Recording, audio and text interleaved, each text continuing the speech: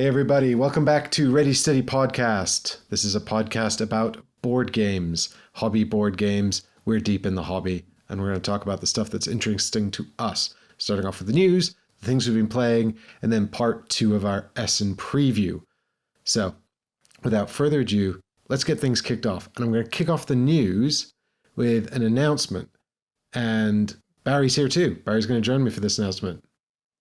I'm going to join you for this announcement. And also the rest of the podcast. And the rest of the podcast.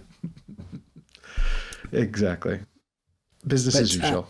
Yeah, but not too many more before the end of the year.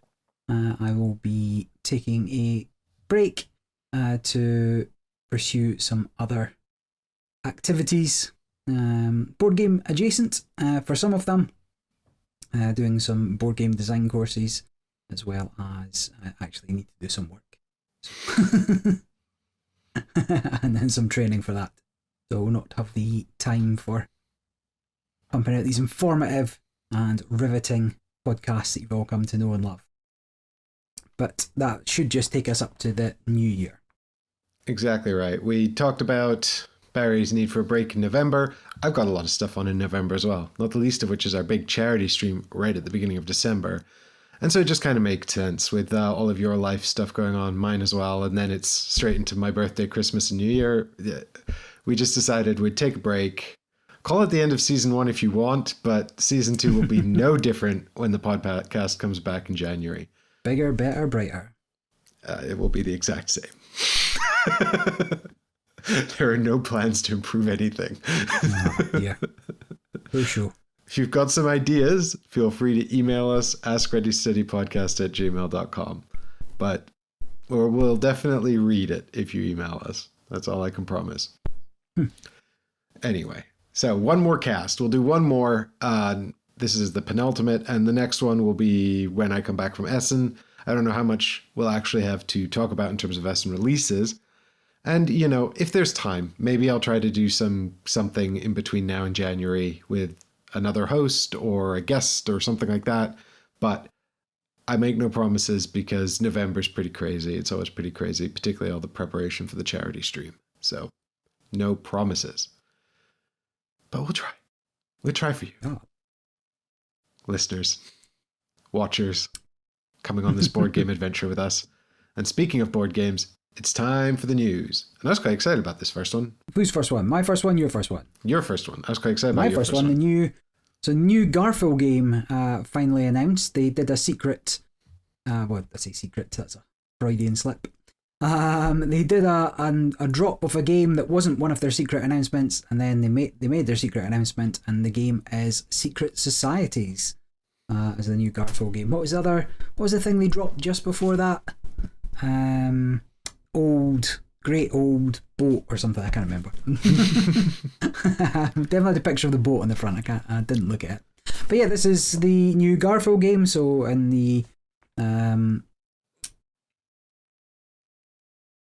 it's not one of the series, right? It's not one of the... Yeah, so there's sort of two forms of Garfield games, right? There is... Yeah. Well, I guess there's 3 forms. There's the official long-running series of Euros, largely by Shem Phillips, with development work in the company, including Sam McDonald. And that includes the first Viking series, and then it included the West Kingdom series. So it was North Sea, West Kingdom, and then they moved to South Tigris. South Tigris, that's right. Then they moved to South Tigris. I only played one of those because by Paladins of the West Kingdom, which we did cover on the show, I'd sort of gotten a little bit burned out on them. Mm-hmm. But then there's a few sort of standalone ones that Shem has done, which are often quite solo affairs. I don't know if you played the Hadrian's Wall. I think we talked about... Played a little bit. And you talked about one of the other ones as well, the flooding one. So I would have talked about Legacy of You. Yeah. Which was really good. Not played Ezra, not played the Scarabray. So I feel a bit like those are where Shem's been given a license to go like full Euro mode. Yeah. You know, and then in the main series, they're a little bit more multiplayer focused, but they're still very Euro. varying degrees of Euro. And then there was the 2 Circadian games. And the first one was Circadian's First Light. And the second one was Circadian's Chaos Order. And First Light, much more of a Euro affair. I've only played it the once, and I thought it was fine. I'd like to play it again, because it is a little bit of an outlier. But specifically for me, the bigger outlier is Chaos Order, which apparently they started designing before First Light, but it came out subsequently. And both are design led by Sam McDonald, and I think there was somebody else on Chaos Order. Zach Smith, thank you. So, and then Zach Smith also worked on Chaos Order. And I got a review copy of Chaos Order from Garfield Games. Actually, Sam emailed me and said, I think you'll like this. I was like, no, nobody ever does that. nobody ever does that. So I guess he'd seen something I'd done that he liked, but so I'm deeply appreciative, because I actually do really like the game. It's a asymmetrical game where you're all these different factions fighting over this alien planet, and they're all weird and wonky. You've got completely asymmetrical objectives, and the one thing that sort of unifies, because you're all doing territory control on a map, fighting each other, building bases, trying to take control of these relics. Like, getting control of all the relics, like King of the Hill style, is the one way to win. That's universal. And then everyone else has a sub goal that they can win their own way. And it's sort of one of those things where at the end of the round, you check to see if someone controls the relics, and if they don't, then you check their factional victory conditions. But the way the action selection system works, there's a lead player. A lead player picks one, and then everyone else has to choose if they're going to follow. And it's got sort of like varying prices. You're managing this like energy resource, which is super tight. And you've got to sort of pick and choose what you're going to do. And you're waiting to sort of see what other people are going to do as well, because it's super confrontational on the main board. It's very crunchy, and I think it's pretty well balanced. It certainly felt well balanced when we've played, but albeit, we haven't played extensively. It's one of those games I keep meaning to get back to the table more, because it feels like there's a lot to explore there. And I thought, it's actually a very reasonable package, because it's not a huge box. It's not massively expensive. The components are really nice. It looks like a sort of traditional board game with, some standees and wooden pieces and all this kind of stuff. It's got little meeples for all the dudes, and they're all different models depending on which faction you are. I thought Chaos Order was really, really good. So, and really interesting and unusual. Like, it really felt like, oh, here's a asymmetrical territory control game designed by a company that normally makes Euros. And so it's got that really sort of crunchy resource management, strange action system, which is the order, right? Like, I think that's the idea of it. Order is the action selection, where you're sort of spending resources to pick things from this menu as it goes down. But then there's like priority there and contention as well, because you want to see what everyone else is doing. And then chaos is the people fighting each other on the main board. And so that's why I was excited about Secret Societies, because this looks like another Sam McDonald-led design, and I'd be really interested to see what he does next. And also that he stepped out of the Circadians world for this one. So I'll definitely be checking this out in more detail. Yeah, I mean, I've not looked at it too closely. The elements of the game, the auction bidding for getting the control of the territories, and then the rewards for losing that bidding seem a little like Furnace. To me, like, if you're outbid, you're getting compensation, the same way you get in Furnace if you don't win the factory. And you're building up your tableau and the areas and tracks and things for control, and things come off your board for greater income, and you're collecting sets of things, and there's all the variable powers, all the different factions in the game for what's what. So it looked interesting. I don't know, I've not seen it enough to back it, but it is currently live on Kickstarter and doing pretty okay over there. Let me see, up to £62,000. So what's that in dollars? New Zealand dollars?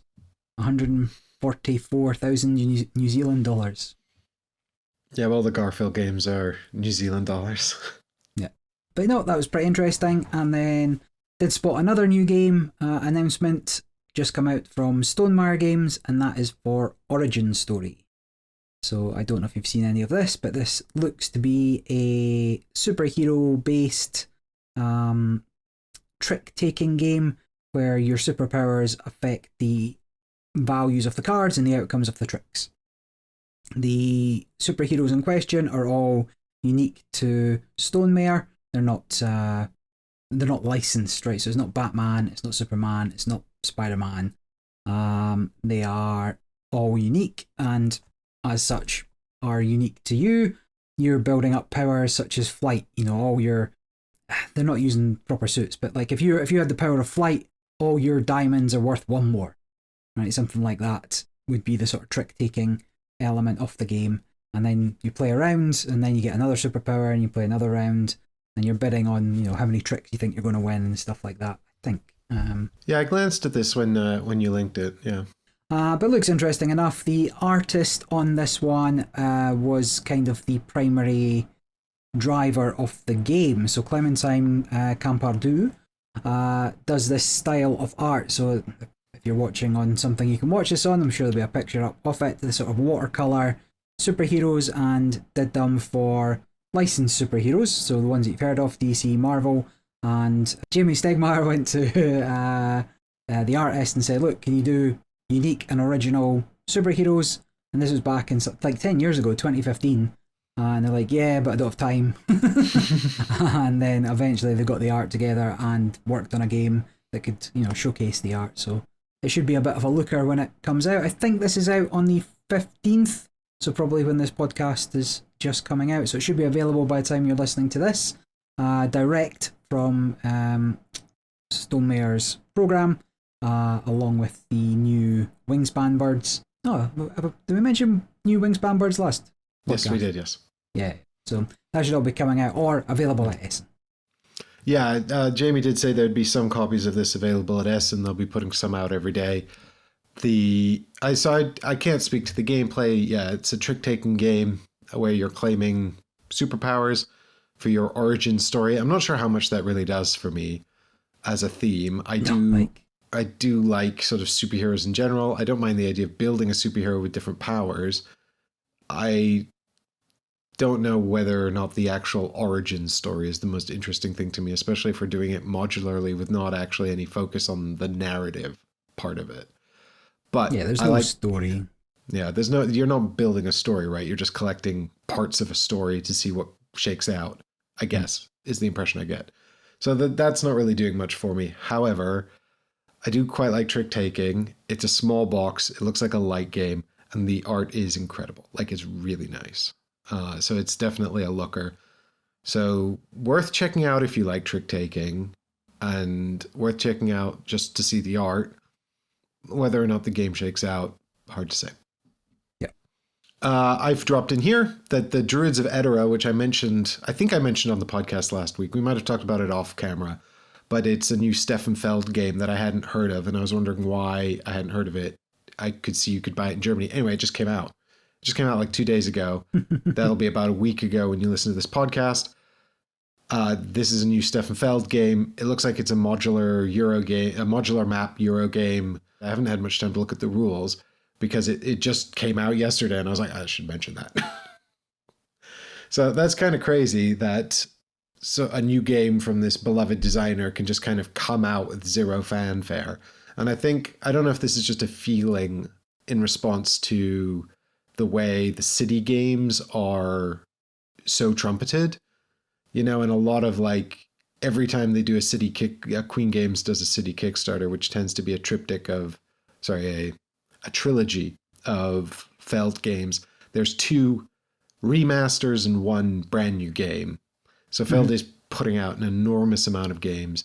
It's surprising to me that he's found time to design a game that's not being used for the Queen Game campaigns when they've had a roadmap for like 20 games for years and years. I don't know where they're up to now, actually, how they're doing on their roadmap. I sort of stopped paying attention to it after the first 4 games, but as the prices increasingly spiraled. Yeah, the prices keep getting more expensive, and I didn't think that the super deluxe versions were worth the money, and they're largely available at retail in the secondhand market. So I just try not to get involved in the Queen Games hype. I also think Queen Games are not very good at running Kickstarters. You know, they tend to use it kind of like a shop. They really should just be a shop. If they want to publish new games, they absolutely can do it. The Kickstarter exclusives are hardly anything to write home about. Tend to be hardly anything to write home about. So, and you know, case in point, you can just put out Stefan Feld games like the Druids of Edora, which I will play if I get a chance because, well, we were talking about this as well because I said you're not as big a Feld fan as I am. And then I stopped to think about it, and it's like, well, actually, I like about 3 of his games. That's right, yeah. But I think the reason I feel that way is because I used to be part of a gaming group in London that played a lot of Feld and was very keen on them. And so I have played quite a lot of his games, probably a lot less than people who are big Feld fans, and they exist, of course. There's a huge market. Yeah. He's got an entire Kickstarter marketing campaign for him. But, you know, I think there's only a small number, about 4 Feld games that I really, really like that I've kept around. You know, I've got obviously the Castles of Burgundy Special Edition, and I've got Amerigo, and I've kept Bruges, but I'm not that actually super keen on it. And to be fair, it's not Bruges, it's the reprint from Hamburg. Is it Hamburg? It's Hamburg. Yeah, whatever it became, yeah. Yeah. And I quite liked... You like Civolution. Do you like Civolution? I was about to say, and then from his recent stuff, I really like Civolution. It's just, Barry's not a fan. I like all the buttons. I like pushing all the buttons. And every time I play, I'm like, I can squeeze more out of this next time. I'm sure of it. And so I've really had a good time with Civolution.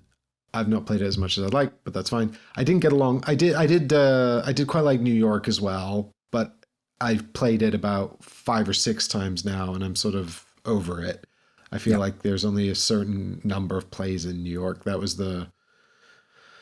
one of the remasters from the very first run of those Queen games. And I did move on my copy of Marrakesh as well, because that really did feel like a series of sort of interlocking mini games where you're just kind of engaging in these different little bits. But the action selection mechanism, which was based around a cube tower, was not well realized, is how I'll put it. And I feel like they tried to fix it. I don't know if it got any better. But by that point, I was like, I'd rather just be playing Amerigo. Yeah, I enjoyed Amerigo the one time we played it. I want to play it again. I don't know if I want to pay Queen prices for the... I don't know if they've done an Amerigo. I don't know why they... Yeah, Amerigo's coming if it's not... Oh. I think it was the last lot. Manila and Beijing was the last one, June 25th. So I could still late pledge for Manila, but I don't know if I will. Well, it's quite expensive. I also have not been super impressed with the quality of those games given the price point. I think it feels like you're paying a lot of money for games that are not swish. And this might just be because the bar for production value has been set so high by other campaigns. You know, when I look at some of the stuff out there, and there's so much now. Like, and there's so many incredibly good looking games now. Yeah. And Queen games just kind of look like retail offerings. So with super premium special edition prices. Anyway, I will give Druids of Edora a chance if I get a chance to play it. I'm sure someone around here will get it. And I'll give that a try. The next story is Magical... Speaking of games that are not over premiumized, shall we say? What? How dare you? Magical Athlete is finally getting a reprint. The original print of this looked appalling, and it was came out many, many, many years ago. I think this was this a 90s game? Early noughties or 90s? Wasn't there like a witch in front of a athletics track or something on it? 2003 was the original one. Early noughties. That horrible mud track. Yeah. It looks appalling. So this has been in reprint sort of limbo for a long time, and if you don't know anything about it, I'm going to say auto racer almost. Really, you make like 4 decisions across like the entire game. Very rarely you will have a racer where you get to make a decision during the actual race. Rarely. But fundamentally, this is a racing game where you pick you and all the players will draft 4 racers right at the start, and then you'll carry out 4 races, which is just pick one of the 4 racers you chose, put them on the board, and roll dice. And whoever gets to the end of the track first gets all the points, and then there's a second place, and that's it. And there's some special rules for lower player counts, but I think the game really... So I played this at our local games club, and we had 2 tables of 6. It goes up to 6. So 12 people showed up to play this game. And so I've only played it at 6, which feels kind of like the optimal scenario, really. It doesn't take long to play, and everyone just sits, and on your turn, all you do is roll a die and move your little figure. Where the actual game comes in, I suppose, is that every character, every racer, has a super broken power. And some of them are actually just not great, and some of them are just absolutely broken. But sometimes the not great ones will shine in certain configurations. And sometimes the great ones will be rubbish in certain configurations. I don't know how much actual design consideration went into these are the heroes that counter the racers. These are the racers that counter the other racers, and these are the ones that are going to change that up. It's either sort of madness that worked out or an incredible amount of finessed detail. I can't tell. Yeah. But functionally, you've got way too many racers. There's something like 30 in the box, I think. And then you just shuffle this deck. Everyone drafts 4. Actually, no, more than 30, because we barely used a fraction of them, and we had a 6-player game with 4 racers each. How many is that? This is 24 racers. There was definitely more than 6 left over. It's like 10 left over or something. So 35, 36 racers. There's a lot of them. And you just trigger these powers. That's all you do. You roll a die, you move your figure along, trigger a power, maybe. And very occasionally, most of the time your power will just happen, and most of the time you just want it to happen. Very occasionally, you'll have a choice about whether or not to trigger the power, and then you get to decide. But, most of the time you'll probably just do it because it's silly fun, and it doesn't take long to play, and then it's just over. I liked Magical Athlete. I thought it was really, really fun. I'd pretty much happily play that anytime we're out in the pub or something like that. Mm-hmm. It really feels suited to that. I'm really pleased it's back in print. CMYK have done this new edition. It's got art by this Glaswegian artist. Their art is like sort of Cartoon Network adjacent. I think they've done some work for Cartoon Network. But a lot of people have said if you've seen the animation style of the Yellow Submarine movie by the Beatles, it's really reminiscent of that, which it is. It's very goofy. I liked that a lot. It comes with these double-screen printed meeples for every racer. They look great. It's a really nice production. So, and it's not expensive either. I think currently the best place to get it is the CMYK website, and they're shipping to, I think it's coming out in Europe later this year, but you can get it from America for, $40 all in then, because it's $10 shipping as well. Yeah. So it's not that dear, albeit it is a very goofy, silly game that wants probably 4 or 5 players minimum. Mm-hmm. And yeah, and so I noticed this version had been redeveloped by Richard Garfield, who I know has been a bit of a champion for the game. And I could also really see the sort of design elements of this in Final Titan, which I talked about when that was live on crowdfunding, because like that's got that same kind of vibe of you draft everything at the start, and then the Titans sort of fight each other automatically. You're making some more decisions in Final Titan, because occasionally you'll have a choice about whether or not to trigger a power. You got those upgrade cards that you play out to sort of shake things up, and you choose sort of which Titan goes into each fight, and you're only ever directly fighting someone else. But I think if you liked the look of Final Titan, definitely check this out. It's obviously a much quicker, simpler game, and it's all simultaneous. But I just thought, it was really fun. Really goofy, silly fun. Nice. If you are buying from CMYK, I can recommend Spots. It's good fun. Wavelength. Spots is great. Yeah. And the new version of Quacks, if you can stomach that.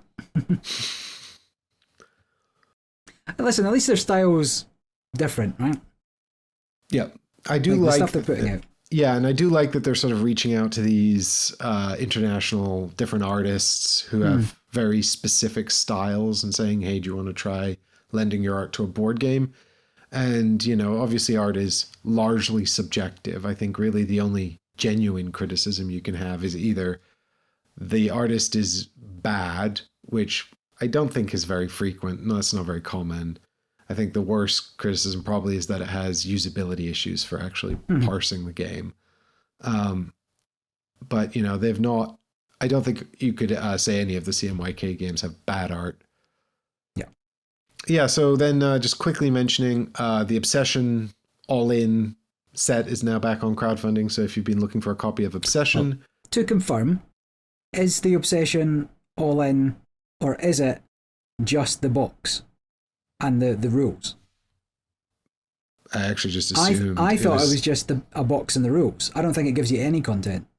Obsession Rules Compendium, Victorian Big Box, and Playmat. Yep, you are correct. No game. There's no pledge that includes the game. All the pledges are new big box solution. And it doesn't look like there's even any add-ons. Anyway, the rules for Obsession, something like 151 pages or something now, isn't it? I don't know. I've only played the base game. Index on page 117. Okay, wow, that's crazy. I mean, I guess I like a big box. I like a storage solution. I'm not opposed to this. You can. The thing about the Obsession content is I think generally it's been quite easy to get at retail after the fact. And it's reprinted quite regularly. I think the company that's running this, Kayenta Games, have been very good at sort of supporting the game and reprinting stuff and making stuff available and supporting the people that buy the game. So, you know, they basically set up to make this game, I think, and that's it. So that, I mean, obviously they might do more stuff in the future, but for now, that's it. So if you haven't tried Obsession, you can play it on BGA. I recommend playing on BGA before you buy the big box and then go out and buy all the content to put in the big box you just backed. Yeah. But wow, yeah. Okay, so Kickstarter campaign for just the... I mean, I guess this is a very niche product, so I can see why they would distribute it this way when they're a small company. I have no problem with that. And a rules compendium is great, although... Damn, that's a big book. I've not tried this with all the expansions. I'm not sure I'd want to. I don't mind the base game, but there's not a lot of player interaction, really. No, the designer was very good, right? So every time somebody had a legitimate complaint, researched, here's why this isn't working or whatever, and the expansions came along and fixed it. Right, so where you were struggling to find certain rooms, now some of the meeples, some of the servants let you kind of search them out a bit easier and stuff like that. But I just prefer base Obsession than adding the upstairs, downstairs, and everything else that comes with it, and the carriages and the policemen and everything that kind. It's too much, and it's also. I get what every one of them tries to fix, but I think it makes it worse for it. And if you're a super Obsession fan, fine, you might like some of them. I'm quite happy just having a little bit of luck of the draw. You know, you've gone all in on the purple rooms, and then they suddenly stop coming up. It's like, oh no, I can't. I need that to win at the end or whatever, or I need to find this to complete my objective. And I get why it'd be frustrating if you can't, but that is part of the game. So in my limited plays of Obsession, I've not found those objective cards that reward you for specific rooms to be absolutely critical to a strategy. So I think, because I found actually most of the time, a lot of our scoring comes from the flipped room tiles and the guests that we've managed to hold on to. Yeah. You know, because especially the premium guests or whatever that are just points. So I can understand why, if you're sort of a min-maxer who wants to optimize their Euro score, then not being able to score those objectives because of luck of the draw might be frustrating. But there's plenty of other games that don't have that, so don't worry about it. Like, I enjoyed Obsession. I have not felt compelled to go out and buy it. I don't think it needs to be broader. If it made it deeper, that's great. If it's about the theme for you, adding more to the theme, fair enough. But for me, the core set is enough and it works just fine. And if I want a bigger, more complex Euro, I've got tons of really good ones that work out the box. I almost agree, apart from the part where you don't own everything. Do you own everything for Obsession Berry?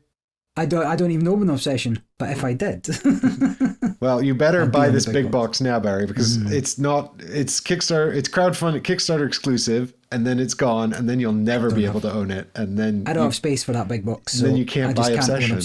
Exactly. You won't be able to have it all. Dark Tower is back on crowdfunding as well with a new expansion. Do you ever play Dark Tower? No. This is the Restoration Games reprint of the classic game with the tower that you drop things in. I guess I'm not going to go into too much detail about this because I played it once and I was very drunk. So I don't know it that well. I remember thinking this feels a bit like Pandemic with a cube tower.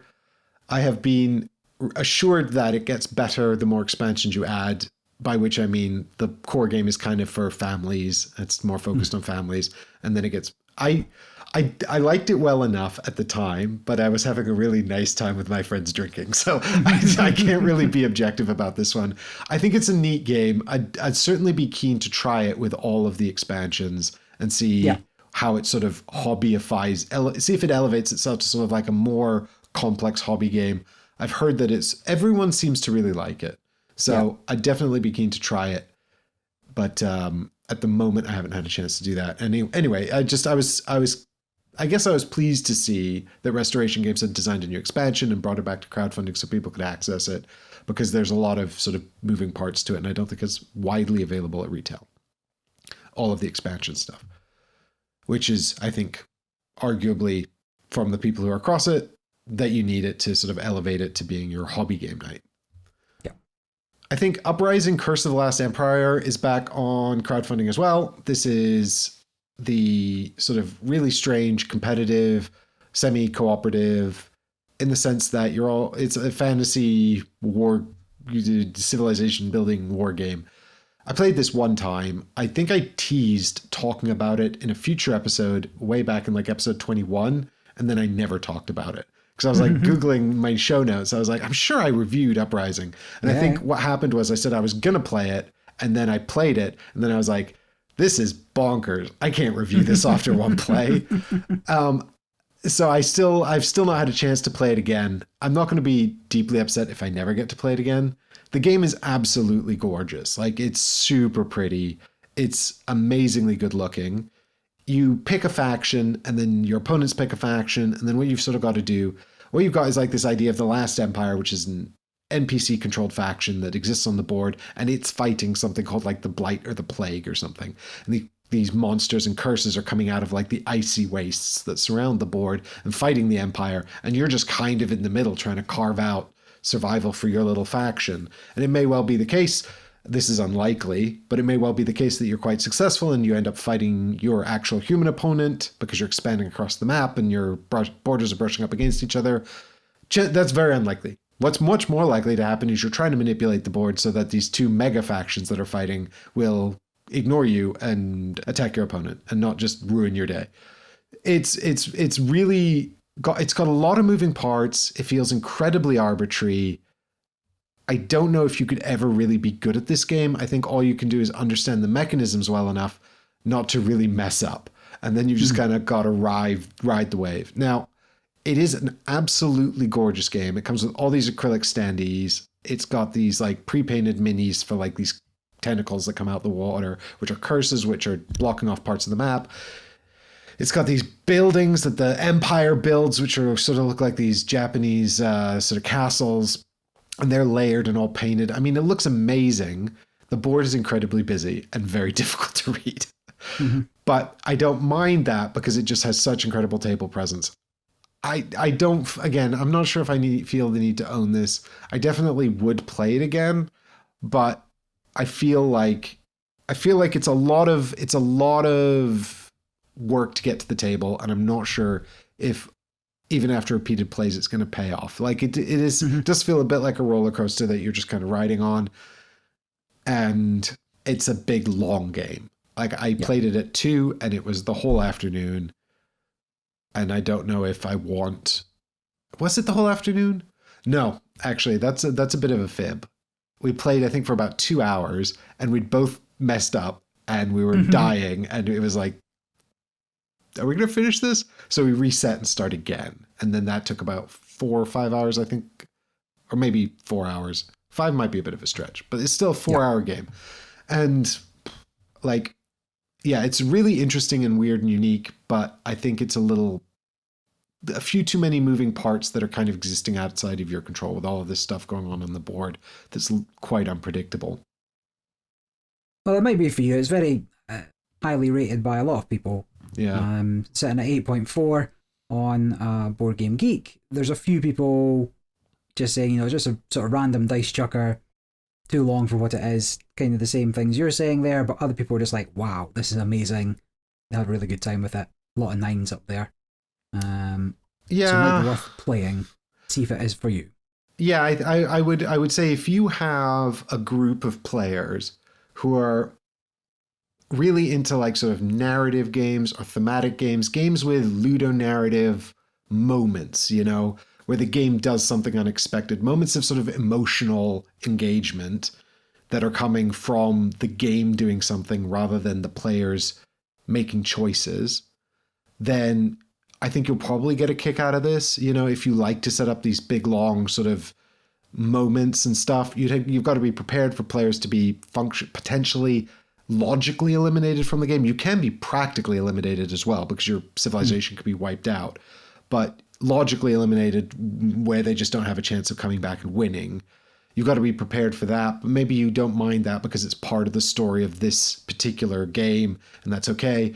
It would probably do really well in a group like that. But if you've got players at the table who want to be getting better at the game every time they play, they want to find strategic avenues to exploit, they want to feel like, they're succeeding because of the choices they've made, I'm not sure how much scope there is for that. Additionally, the game is just as likely to punish someone, in fact, probably more likely to punish someone who's doing badly at the game. And it rewards players who deflect the enemy attacks to the other players, which largely comes from reading the board state, which isn't always the clearest thing to understand. I think that this you'll get more enjoyment out of this as a lighthearted sort of thing, which is ironic because it's got quite a lot of rules overhead and quite a lot of moving parts. But for the right group, this could be a big hit, absolutely. And it's got dice for combat. It doesn't have a dice chucker. So a couple of other upcoming campaigns coming to GameFound.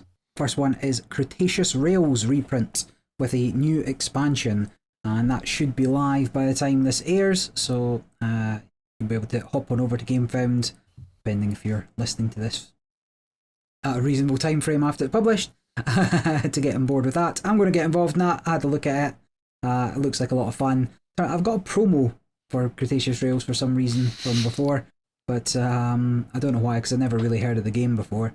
But the ability to move through, build your track through a Jurassic world, or a Cretaceous world, I guess, in this case, dropping off passengers or getting them to safety, let them see the dinosaurs, upgrading your stations and your trains and your park and stuff like that. Seems like a lot of fun. And dinosaurs and trains, two great board game themes coming together. At last. At last. So this is how you get Barry to buy your game. You give him a promo, and then he has to buy the rest of the gameplay. Correct. You see me walking past, just slip it in my pocket, and when I get home, oh no, now I have to get the rest of it. Yeah, good marketing.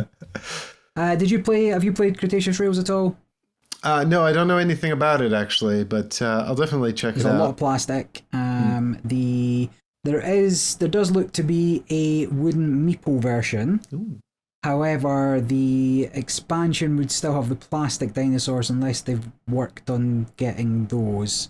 The plastic dinosaurs do add a lot to the visual appeal and the table presence of the game, but I want the wooden version. I'd much rather have the wooden version. So if they have the new expansion with wooden meeples for the dinosaurs, I'm in for that one, rather than the effective, cheap box of plastic dinosaur toys that are otherwise used for it. Yeah. And then another new Kickstarter one, so just between this one and the next podcast, DECKO should come out. And DECKO is real life Balatro. Ding ding ding ding. Joker, Balatro, ding ding ding ding ding ding ding, add up your scores. So it was, I believe at least it was inspired by Balatro, but it's sort of deck builder, poker game type thing, designed by Hakon Gardner. I don't know if he's done anything else actually. Let me have a look. That's the designer of the Villagers. games from Sinister Fish. So Villagers, Moon, Streets, and their new one, which I previewed at the UKGE, which is called Yonder. And Yonder, which is the worker placement trading one, which is not out yet, but has been on crowdfunding. Well, this is a deck building game. Normal deck building shenanigans. You're improving your cards, you're thinning your cards, and then the cards have special powers. The overview says it's played like a traditional poker game where there's betting, calling, folding, whatever.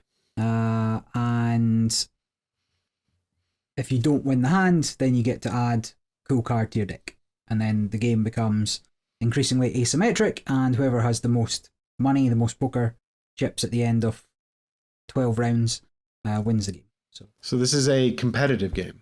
Competitive betting game. Yeah, 3 to 5 players. So there's no solo, there's no cooperative option. It is head to head, competitive. So competitive, not head to head, because there's no 2 players. It looks interesting. Yeah, it looks interesting. I don't mind that idea. I think that's fun. I think trying to remember what weird powers people have drafted could be fun. Especially it looks here like you're buying cards with money as well. So if points is money, like correct, yeah. That's cool too. I like that. That's always a dilemma. Do I spend my victory points to get a better card or not? Because they're points at the end. And I'm glad this isn't actually Balatro, which is of course a single player only game, because Balatro has so much maths. And I was about to say, if you're going to make me do the maths from Balatro every hand, I need that times 2, 4.6 multiplier. I'm out. I'm so out of it. Plus 5 for every queen. Yep. No, I'm not doing it. But no, this looks interesting. Very much so. Well, that's it from the news for me. Just now, at least. There's always more happening. I've got one more thing to talk about, and we're going to bring in our special guest to talk about that. So I've got Chris here joining us for the Essen stuff, but before that, we've seen a GameFound campaign that we want to talk about, haven't we, Chris? Oh, yes. I mentioned it to you earlier today. Exactly. So I know that a couple of the patrons have also been really excited about this. This is Berserk, the board game from Monolith Games. You'll know Monolith for doing big boxes of miniature stuff. So they've done, they're, I guess, most famous for the Mythic Pantheon Battles stuff, but they also did Conan. Maybe they're equally famous for that. Conan, and they did Batman Gotham City Chronicles, which is kind of Batman Conan, really. And then they did Claustrophobia 1643. I think that's the big hitters. They've got a new product out. It's the Berserk manga as a board game. This is interesting, actually. This is something I noticed after we talked, is that the designer's Matteo Casson, who designed a lot of the Unlock series and the long short story games. Huh. I actually didn't look into who designed it. Yeah, at all. I didn't think to. I actually assumed it would be one of the designers they worked with on the other miniatures games. So, I think I just assumed that. Yeah. Really strange to see the designer of these sort of little deduction games or sort of puzzle games coming in and doing a big miniature skirmish game like this. The only credited artist on the game is Kentaro Miura, who is the manga, the writer and artist of the manga. And then, of course, the publisher's Monolith. And so this has been sort of teased for a long time. We've got a couple of patrons who are really excited about it because they're big fans of Berserk. And it is a cooperative skirmish game. And so what you've got in Berserk, so if you don't know anything about Berserk, it's a sort of, it's been described as low fantasy, sort of gothic horror. I don't know how low fantasy it is. It gets pretty high fantasy later on. I think it's high fantasy, yeah. Yeah. It's, yeah.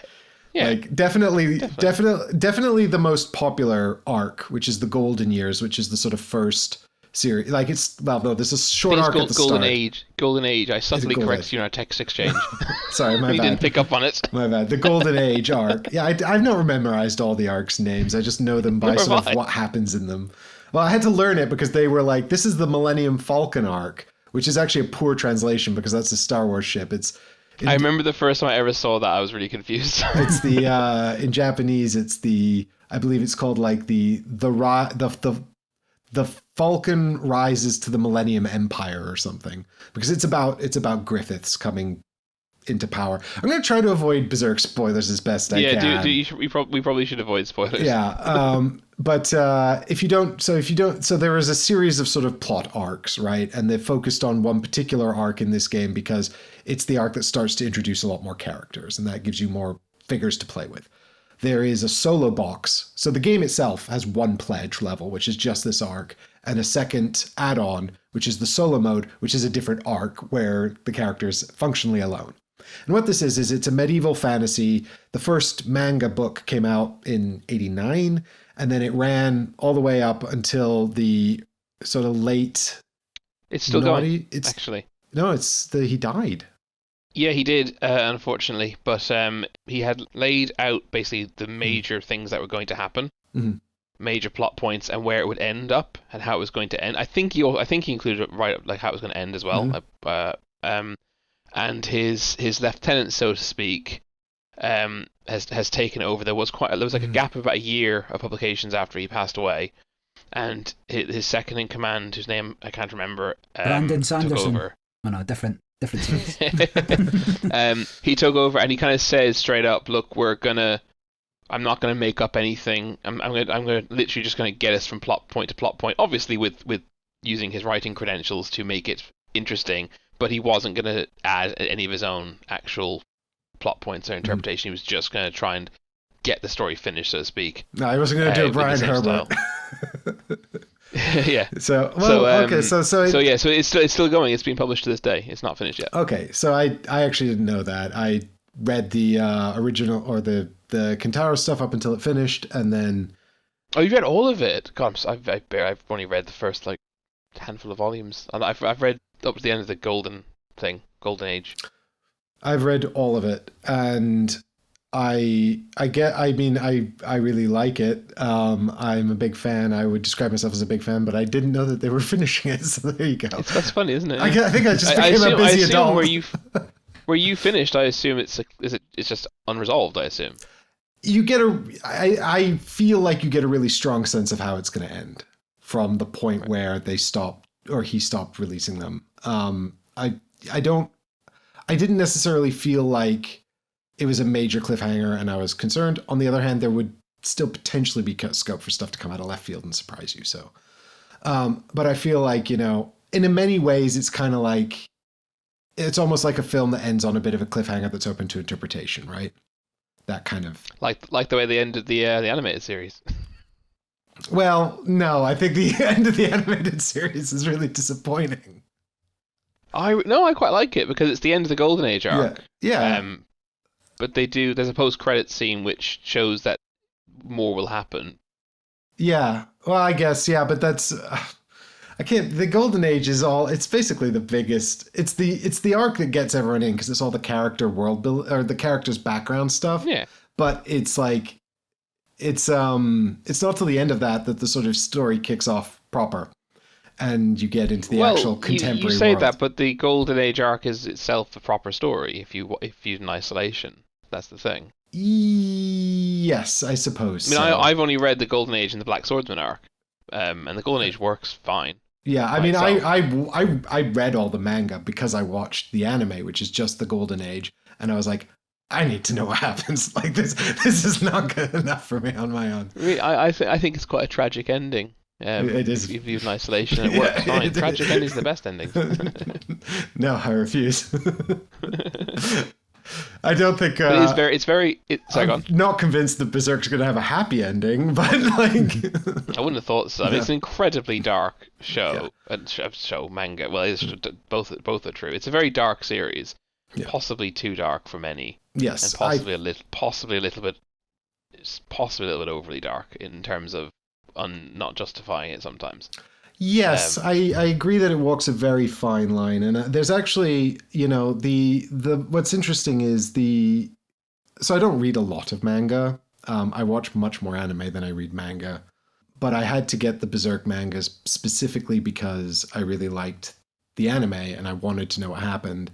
And then I was reading the first sort of volumes of it, and it's this first sort of mini story before it gets into the golden age. And I was sort of like, this does feel a bit gratuitous. It feels a little bit like it's too gothic. And then there's one drawing right at the end of this sort of plot point at the end of the first I know the one you volumes. mean. At the end of the Black Swordsman arc. Yeah, and there's the just... one where Guts is a child, flashes back to his childhood. No, it's again, I'm trying to avoid spoilers, but That's right. There's this big fight scene, and there's this sort of outcome of the fight, and Guts is the main character. He's this black knight who kills demons. I know what you mean. And he's just walking away, and he says something, and the panel shows his face, and there was so much complexity in that drawing, and I was just like, this is really good. I can already tell this is really good.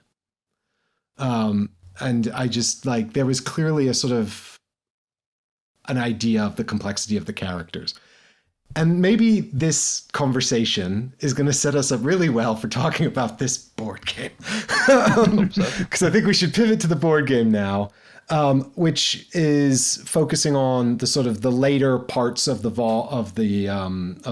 arc. So after the Golden Age, there is another arc, and then that's going to be the arc of the solo box. And then after that, it's the Millennium Falcon arc, which is the core focus of this game. And functionally, it's like a skirmish game and a boss battler. You've got a series of interlinked scenarios that are the events from the manga. It's focusing specifically on the fights now. This is a gothic horror story about a knight who goes out and fights demons. It's a sort of story of revenge and the motivations of these different characters. It's a really character-rich story, but we're going to ignore a lot of that in this board game and focus on the fighting. This is a series of hexagonal maps, a ton of minis, a bunch of dashboards to control your heroes as you run around the maps fighting the minis. There is a certain amount of information here about how we're going to control our characters, how we're going to take actions. There's cards that you're going to play out. You're going to be able to pick sort of sets of cards from your hand to play out, and they overlap to create attacks, and the visible card gives you a power as well. And I mean, I guess the good thing about the characters in it is they all feel reasonable, or their functionality in the manga is all reasonably distinct. So hopefully that comes across in the way they're implemented in the game. But I don't know. They've got a health track, they've got a fatigue track, they've got some abilities, and they've got some cards, some decks of cards. I've got a bit more detail about how the card play works. So you can play 1, 2, or 3 cards on your turn. Yep. As you said, you overlay them, so you build up a pool of dice for attack, a value for your defense, and a value for your movement. It's free to play 1 card. It costs 2 stamina. I think it's 2 stamina to play 2 cards, and 4 stamina to play 3 cards. And so the more stamina you spend, the more movement you get, the more defense you get, and the more attack you get. And then, as Mike said, the top, you can choose which of those. There's no. As far as I can tell, there's nothing in the order you lay the cards down, other than what the top one is. Basically, you can select one of them to give you an additional ability, which might be something like double the number of pips rolled on the blue dice, or double your defense if the enemy is at least 3 spaces away from you this turn, and there'll be thematic reason, thematic names for these abilities. The fatigue then works insofar as you take fatigue, you'll take penalties. You might lose a value of defense, or you might lose a value of attack, or I don't know, maybe lose the ability to play the ability cards. I'm just speculating here. I know that losing defense is one of them, and that's kind of it. That's all you're doing on your turn. You have a hand. You start with a hand of cards with all the cards, I think, like Gloomhaven style. You get all the cards back though when you play them, except unless they have a lightning bolt symbol, which means they are discarded for the rest of the game. I don't know if there's a way to get them back potentially in certain circumstances. So in theory, if you've got 3 cards and none of them have a lightning bolt, and you really want to play those every turn, you can do that. Although you're going to take a hammering to your fatigue. Then the enemies go, and then you go again. Or the next player. All the players go, then the enemies go. And that's the gameplay loop, and I do like that. I actually quite like that card play system and the fatigue system. I think that looks quite fun. It's simple, and straightforward, whilst seeming engaging enough of a layer to add over the generically fun dice chucking that these games tend to have. I personally think it looks like quite a step up from Conan and Batman, neither of which I particularly gelled with. And then obviously the fact that I enjoy the source material to a reasonable extent, much more than Conan or Batman, definitely helps as well. But as we were Mike and I were discussing earlier today, I don't think either of us could see, what's the best way of putting it? Neither of us could see what exactly is going to make this special or worth, because it does ultimately look like just another bunch of plastic minis in a big box. Yes. And not an exceptional game laid on top of that. Although, just very briefly, I forgot to mention, I do think the minis look great. They do look really good, and I know that everyone says that. That's such a cliche thing to say when discussing Kickstarter miniature games. The minis look really good. They look really, really good, and I also really like the presentation, of the boards and the player boards. Everything from the color palette selection to the contrast levels used on the. I mean, it's only obviously these aren't final. They're only images, but on the boards look like they've got really good levels of contrast to actually be able to see the details nicely. I think the artwork's great, and I know they had a great thing. They had a great artwork to base it off of, but I think they've done a good job. Yeah, and they've obviously had a graphic designer here doing with all this stuff, but they are taking purely the artist's actual art, and then the sculptors. I think they've done a really good job sculpting the minis, because some of these creatures are just weird as all hell. So super crazy, and they've done a really good job of sort of delivering on the visuals. But I think fundamentally, it's interesting because I don't do Monolith have another cooperative game? I don't think so, right? Isn't Batman cooperative? No, it's one versus many. It's the same system as Conan. I know, we played it on the channel. Yeah, we didn't have a great time with it, but I don't know if I'd have a better time with it now, but that was the first printing, which was pretty unacceptable. Claustrophobia is co-op. It's head-to-head. Is it? Yeah. I've played that. I have it. Played it wrong. Demons versus Knights. I don't think there's a solo mode. There might be. I don't think there's one out of the box, but I don't remember looking at. I wouldn't have looked at it at the time when I got that. But yeah, so it's interesting that this is sort of a departure in terms of going to a cooperative experience, and also with a designer who's only designed puzzly card decks. Now, that might be a good thing, because we were discussing boss battlers and things like that earlier, Chris and I, and I think this is one of the hardest forms to deliver it in, right? Because I was saying to Chris very often, delivering intelligent enemies in a board game or enemies that feel intelligent and dynamic and like an interesting puzzle is really, really difficult with the tools you've got in hand. You either make them really complex and then they become hard to parse and almost hard to predict and understand. You can make them unpredictable by making them random, but then it's not a puzzle. It's just kind of a roller coaster, like Nemesis or something. But I'm thinking specifically about the boss fights in Elden Ring, actually, where the cards are largely sort of dealt at random in a random order and paired up randomly as well. So it's very hard to predict their behavior.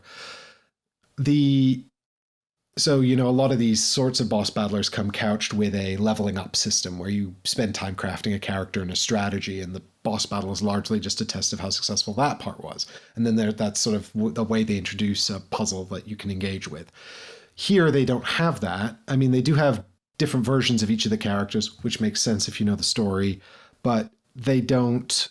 It's not going to make sense as a sort of a leveling up system where you're gearing up as well. It's relatively binary. I think you select cards. I think there's every character has significantly more cards than the number of cards they enter battle with. Right, so there's sort of a handcrafting element. Yeah, I think so. And I believe that's the case. Although, but you're quite right. It's definitely even if that is the case, it's definitely a far cry from your KDMs, your Oathsworns, where Mhm. you really build a character with equipment, your weapons, your armor, your upgrades, this, that, the other. Yeah. And so I think like therefore they're going to need to really deliver on the puzzle of the actual fights. Looking at the system, I'm not hugely inspired that that's going to be true. I also think it's quite difficult to deliver on thematically because like the fights are either really interesting, like the Berserk fights generally are really interesting because it's Guts versus an apostle, which is to say a really savage berserker type fighter versus an incredible powerful demon that behaves erratically and unpredictably and keeps transforming into some other worse form. And that's really difficult to deliver on. Or the other type of fight in Berserk is largely just Guts murders hundreds of things. And that's about it. Like That one's easy to do. that one's easy to do, but I'm not sure if it'd be very interesting as a puzzle, like because it'd be almost unthematic if Guts lost. No, I mean the game. I think the game, the interesting gameplay is going to come from your stamina management. Yeah. And potentially a little bit of positioning to get to get your abilities to work nice, the card abilities to work nicely, target selection, things like, oh, I could probably kill this guy with one card, so that'd be so I could have a free turn and just finish this guy off. Oh, but maybe I should spend 2 stamina to make sure he dies, so that it's one less thing to attack us this turn. All very basic stuff, let's face it. I don't think there is much more to it. There's tactics of it from what I've seen so far, from what they've presented so far. Yeah. But the card play does look just interesting enough it looks interesting enough for me to say, yeah, I want to have a go of it. Yeah, I mean, I think my ultimate conclusion here is I'm not sure if the gameplay mechanisms are necessarily going to wow me, and I've not seen any element of them that makes me go, that's an interesting take or a new novelty. It's hard to actually get a sense from the campaign page about how the creatures play, but I know there's a French gameplay video out, and the Dice Tower are going to do one later, so maybe we'll actually get to see how all that stuff plays out. But I'm probably still going to buy this because I like Berserk a lot. And I'd like to live in that world for a bit. Albeit, I'm Would not... you? Well, no, obviously not really, because it's really grim and dark and awful. But, I'd like to go on an adventure with those characters. I'm actually really excited to learn there's more content coming because I really thought it was done. But That's great. yeah, that's really exciting. But, I do feel like a lot of the reason why Berserk is such a compelling story is because the characters and the struggle of the characters and the motivations are dynamic and interesting, like and Guts is a complex hero. You might want to cut that. That's a massive spoiler for for the first 7. You won't know that for That's like 7 a or 8 spoiler for the volumes. best plot. But then again, I don't know how you could look at this campaign and not understand that because they're literally like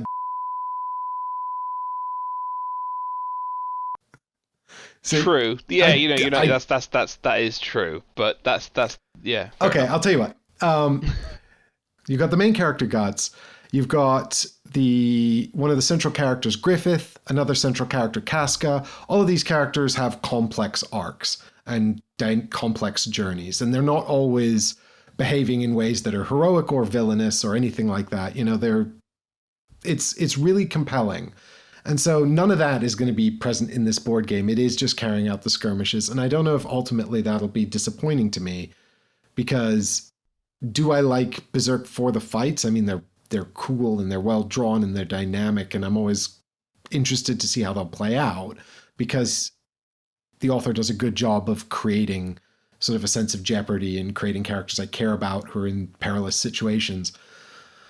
But, I think that fundamentally this needs to be a good skirmish game with interesting and dynamic enemies. And, I do think that the monsters in Berserk are very different and behave in different ways. And so it's a question of whether you can deliver on those distinct behaviors across all these different creatures so that when, they show up in the board game and they behave and they start running around the map, do they feel like what they're supposed to be? Like, does the apostles feel like giant scary, perilous enemies. You know, does the Kelpie feel like a sort of a strange magical horse, you know? I fear not, because at the end of the day, what's going to happen is, excuse me, you're going to follow its behavior and roll dice for it, and then subtract your defense. Yeah, that's my concern. The options you have to mitigate or to deal with their behaviors is almost non-existent. I mean, I'm assuming cards that have higher defense have worse attacks, for example. Well, that would be mechanically balanced, but also thematically very, very reductionist. Well. And I think that's sort of how do they, there's a second form of guts, which you'll see on the campaign page if you look at it. I guess it's something of a spoiler. If you're trying to avoid that, don't look. But that second form comes with a cost. And so the question is, how is that implemented mechanically, if it's implemented at all? And so these are the questions as a fan of the literature I have. Now, if I end up with just a giant box of Berserk miniatures, I think I would be a little disappointed because I'm not as into models as you are, or painting them for that matter. But also I think I'm willing to take a risk on this simply just because this is one of the IPs I really, really love. It's a bit like the Resident Evil stuff. I bought the second one, I skipped the third one because I just couldn't. But the third game did enough where I was back in again because I do just love Resident Evil and I love Berserk. Yeah, I mean, I'm likely to back this as well because they have stretch pay. Oh no, that's how they get you. Yeah, that's it. But to me, it looks 325 quid all in. Is it a 325 quid game? I think it's $325. So it's only like no, I'm talking 175 base, another 70 for solo, another 35 shipping, 20% tax on top. That's a good point. They've said the shipping's like €45, I think. Yeah. And it does not include taxes. Is what comes directly under that. And I think good point. Resoundingly, the answer has to be not unless you like Berserk enough. I don't think it could be worth that unless you like Berserk enough. I think we can stake our journalistic integrity on a claim that the gameplay will not be enough to justify the price tag by itself, from what we've seen. Now, in Monolith's, not necessarily defense, but I guess one thing to consider with Monolith is one, they've always fulfilled. So they've never, as far as I'm concerned, they've never run a bad campaign, and I backed most of their Mythic Battle stuff because I really like it. And they sent me a review copy of Batman. That was really nice of them, although we didn't care for it. And Claustrophobia, I backed that too. That was good. I like that. But they've always delivered on time. They've always been very reliable. And the production has always been great. Like, I have no real complaints about the production. And Chris is right to mention the models as well, because I just got in my second edition of Guards of Atlantis, and the models were not as good as some other models. Now, I love that game, so I'm less concerned about that, especially because I don't paint them.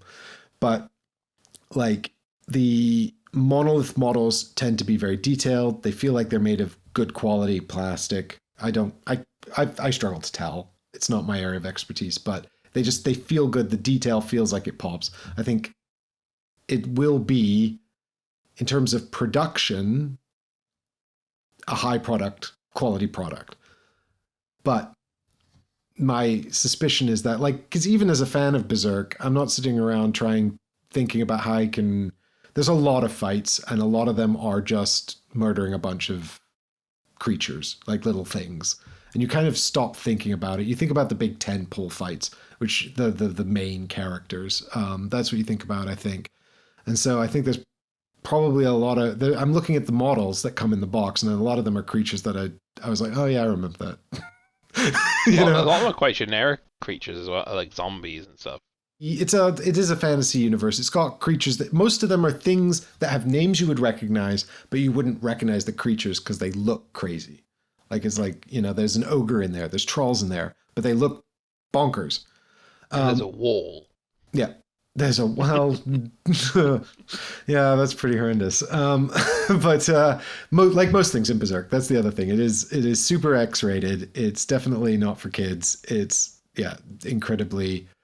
Like, if you've ever seen the anime, they toned that down from the manga. So, you know, well, There's a film trilogy which also does the Golden Age arc, which is a little bit less toned down. It's a bit more explicit in some of the more horrible bits. But not much. didn't know there was movies. I haven't seen them. Yeah, they're almost the same. Like, some of the scenes are like literally Is it anime? identical. Anime movies? Yeah. Like, not Oh, yeah, live not understand live the action. best. I understand the best animated medium's the 2016, The- 2017 series, right? oh, that does the next arc, doesn't it? That does the one that the co-op one's based on, I think. And I haven't watched it because I was told it was terrible, and also because it would be a spoiler for bits I haven't read yet. Because I read it because apparently it was a massive. Well, I can see that now. It was a big influence for Dark Souls. Yeah. There's certain enemies in Dark Souls that are straight from the manga. And Guts was the basis for Artorias, which is a character from the DLC, the first one. I think he also inspired Cloud Strife with the big sword. I've heard that as well. I think there's a lot of Berserk is a baseline foundation for a lot of stuff that we ended up growing up with in the 90s. Yeah, which is kind of wild because it really came out in the 90s. Like the first manga was 89. Yeah. So it's a lot of people were reading that and getting inspired by it in the moment, which is pretty cool. But yeah, I mean, they talk about on the page here a bit about the plastic as well. So I think ultimately, if you're expecting really compelling cooperative skirmish gameplay, I think this will probably leave you a little wanting. That's my suspicion. I might be pleasantly surprised, but I do think there's only one pledge level. And you either add the solo stuff or you don't. A lot of the cool fights from the Black Swordsman arc are from... No, it's not the Black Swordsman arc. It's the one that comes after Golden Age. What's that arc called? Conviction. Right, so the solo box is largely from the Conviction arc, which arguably has more memorable situations than the Millennium Falcon arc. Well, there's also some Black Swordsman stuff in it, right? Because they have that the first apostle you ever see. Yes, they do. Yes, I spotted. And the second apostle, the Snake Lord. But Barry's all in is the main takeaway from this. Yeah, I'm off it. I do not need that much plastic. So I feel like the solo expansion, I don't know how compatible it is with the cooperative or multiplayer stuff, but that feels like something that would be a shame to omit simply because it is so many iconic scenes. But it I don't also know. allows you to build your own adventures, it says, the solo one. Yeah, but I don't know how much of a sense of continuity you'd get from this game. I also feel like it's one of those things where it's not going to feel like Star Wars Rebellion, where you're doing the first movie but in a slightly different way or a different order. I mean, doing Berserk just in a different way or a different order would be very weird. I don't know. I can't describe why that Star Wars is different to Berserk in that way, but I think it's just the medium. It's like War of the Ring. You play War of the Ring, and you get like a sense of doing Lord of the Rings differently. Yeah, I don't think what if? I think it's because it's so grand. It's because it's so pulled out, right? The scope of Rebellion or War of the Ring or Dune War for Arrakis is so high scope, whereas this is a series of collected scenes. And I think reenacting the scenes from the original narrative, but in a slightly different order or with slightly different characters there, just wouldn't give you the same sense of, reliving the story or a different version of it. Anyway, I think we've talked enough about Berserk. We're clearly big fans. We're probably going to end up blowing some money on this, despite the fact we probably ought to know better.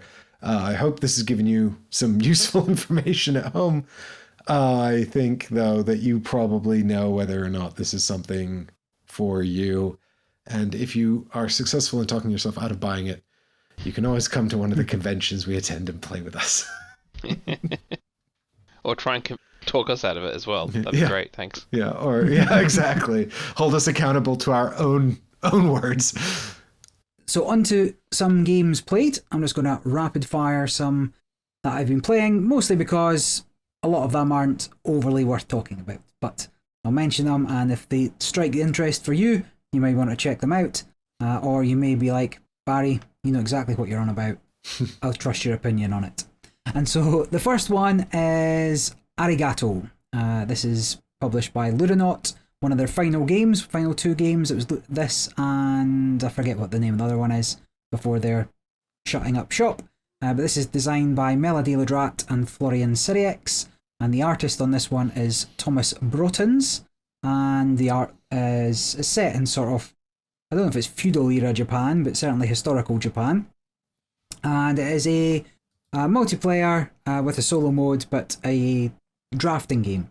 Over 12 rounds, you're given 5 cards.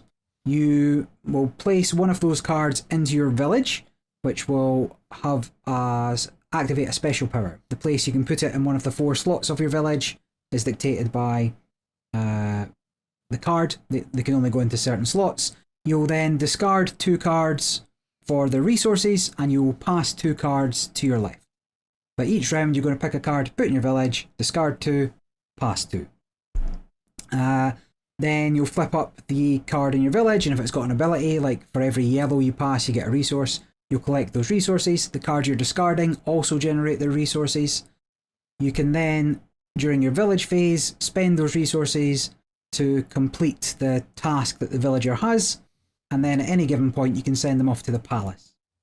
Now rounds 2 through 11 have objectives that you want to be meeting at the end of each round. That starts by having 3 resources the same, having somebody sent to the palace, then having 2 completed gifts on them. So you put your resources on there.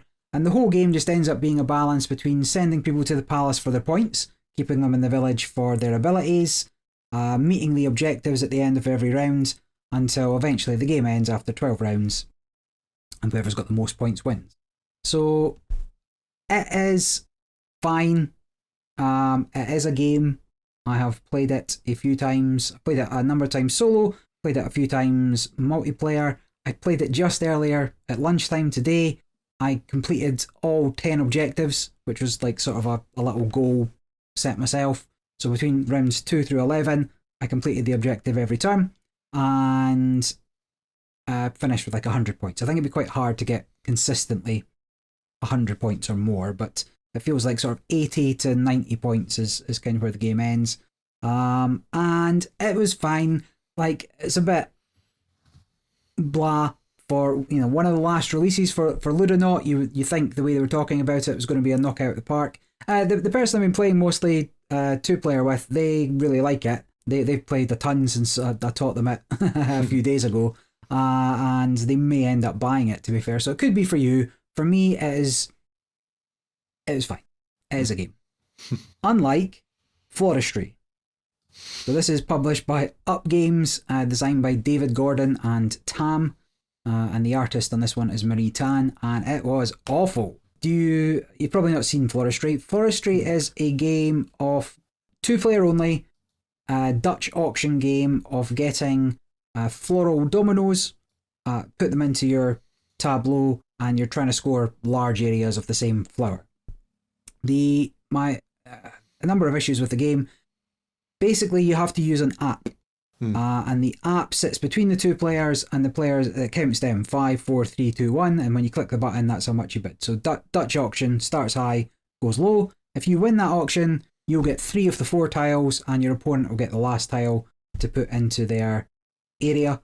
And there's just a lot of weird decisions. There's a lot of bits that don't need to be there. They've tried to make it a board game. It is not a board game. It is scarcely a game.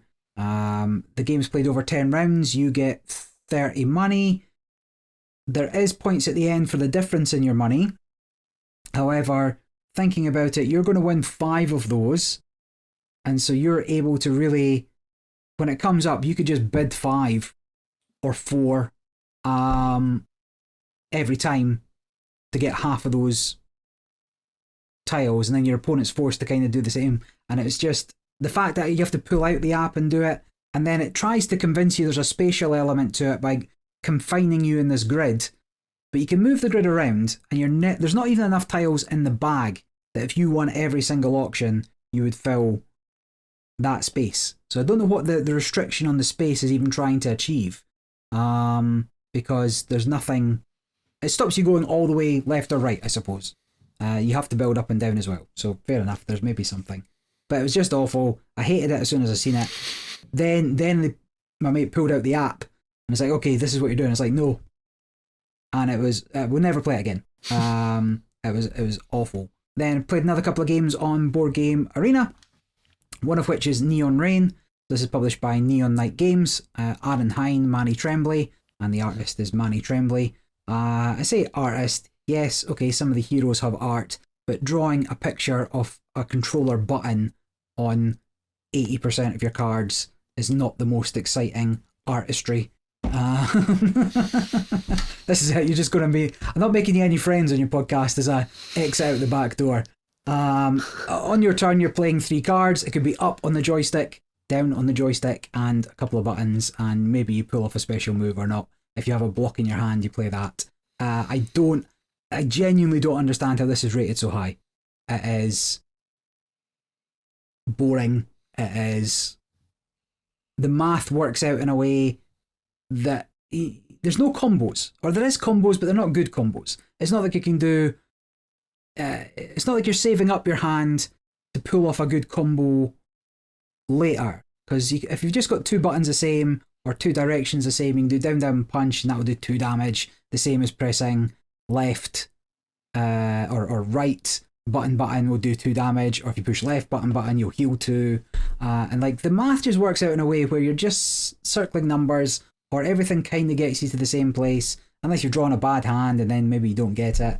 It was not exciting at all. I don't understand why anybody's playing this. Doesn't look good. Hate it. Right. Exhibition. Yeah, I think we made a mistake asking Barry to just talk about the ones that you hate this week. Yeah. I talked about good games last week. I'm over it. And we'll talk about maybe some more good games next episode. Yeah, so stay tuned. Next episode. Stay tuned. But this week, just get the bad ones out the way. Don't bother with Neon Rain. It's fine. I mean, I haven't played it, so I don't know. I do not think that playing an arcade cabinet. That's it. Yeah, I don't think playing an arcade cabinet as a board game doesn't really do a lot for me. No. As a theme. Then I've been playing. I played quite a few games, both solo and multiplayer, of Exhibition 20th Century. It's also available on Board Game Arena now. This is published by Swali, designed by Peter Justra, Ron Van Dalen, and Corny Van Moorsel. And the artist on this one is Jenny Carroll. And this is a refresh of an older version of the game.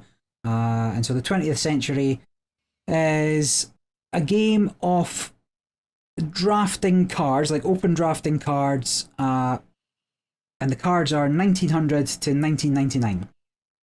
And then your player mat can have some variable elements to it, but you're always drafting... your main part for the museum is you want something from every decade. No, that's not true. You want something from every continent. So there's 6 continents, or 8. Yeah, 6 continents where the cards are dealt out to. If you start in Europe, you pick a blue card, you're going to move over to Asia, and then your next card has to be picked from Asia. But basically, chronologically, you're putting those cards out into your tableau left to right, and then there'll be some additional restrictions. So maybe these all have to come from the same decade. You want to be closest to 1950, slap bang in the middle to win the tiebreakers, and you'll get points depending how close you are on those. Maybe there's restrictions on how far apart the cards can be by year, things like that. But you still usually have to have the restriction of coming from different continents, which are different colours of cards. To fill out your museum, and it is fine. There's a couple of places you can burn cards, but you're going to lose points for that at the end. You can always choose to kind of end it if there's nowhere to put your cards, instead of taking sort of the penalties once you've taken one. And it's okay. It's a game. There's not a huge amount to say about it. It is fine, good family weight. It's interesting enough that you'd play it a few times. I think other games at its weight and complexity are more interesting in terms of the decisions you can make. Because once you're in a bad position where, let's say you're in blue and everything underneath you is blue and you don't need any of those, that's it, that's game over, because you can't move anywhere. There's no one-time powers, there's no anything to get you out of a cycle. So you'd have to obviously look ahead, but sometimes the cards come out at random and you might not get what you want to get because other players will be taking cards, and it could just be that you end up stuck somewhere. It's unlikely, but I'm just saying there's no real mitigation. There's a little bit of planning ahead and a little bit of push your luck into how far apart you're going to put those years in your museum and hope to get something that fits, but it was fine. Was this on BGA? This is on BGA, yep, and it was it was republished recently, I think, and... Well, yeah, I was just going to say, this is Corne van Moorsel. Is one of the 3 credited designers on Exhibition 20th Century with Peter Joustra and Ron van Dalen. But Corne is a long-time independent designer whose games are very difficult to get unless you buy them at conventions and things.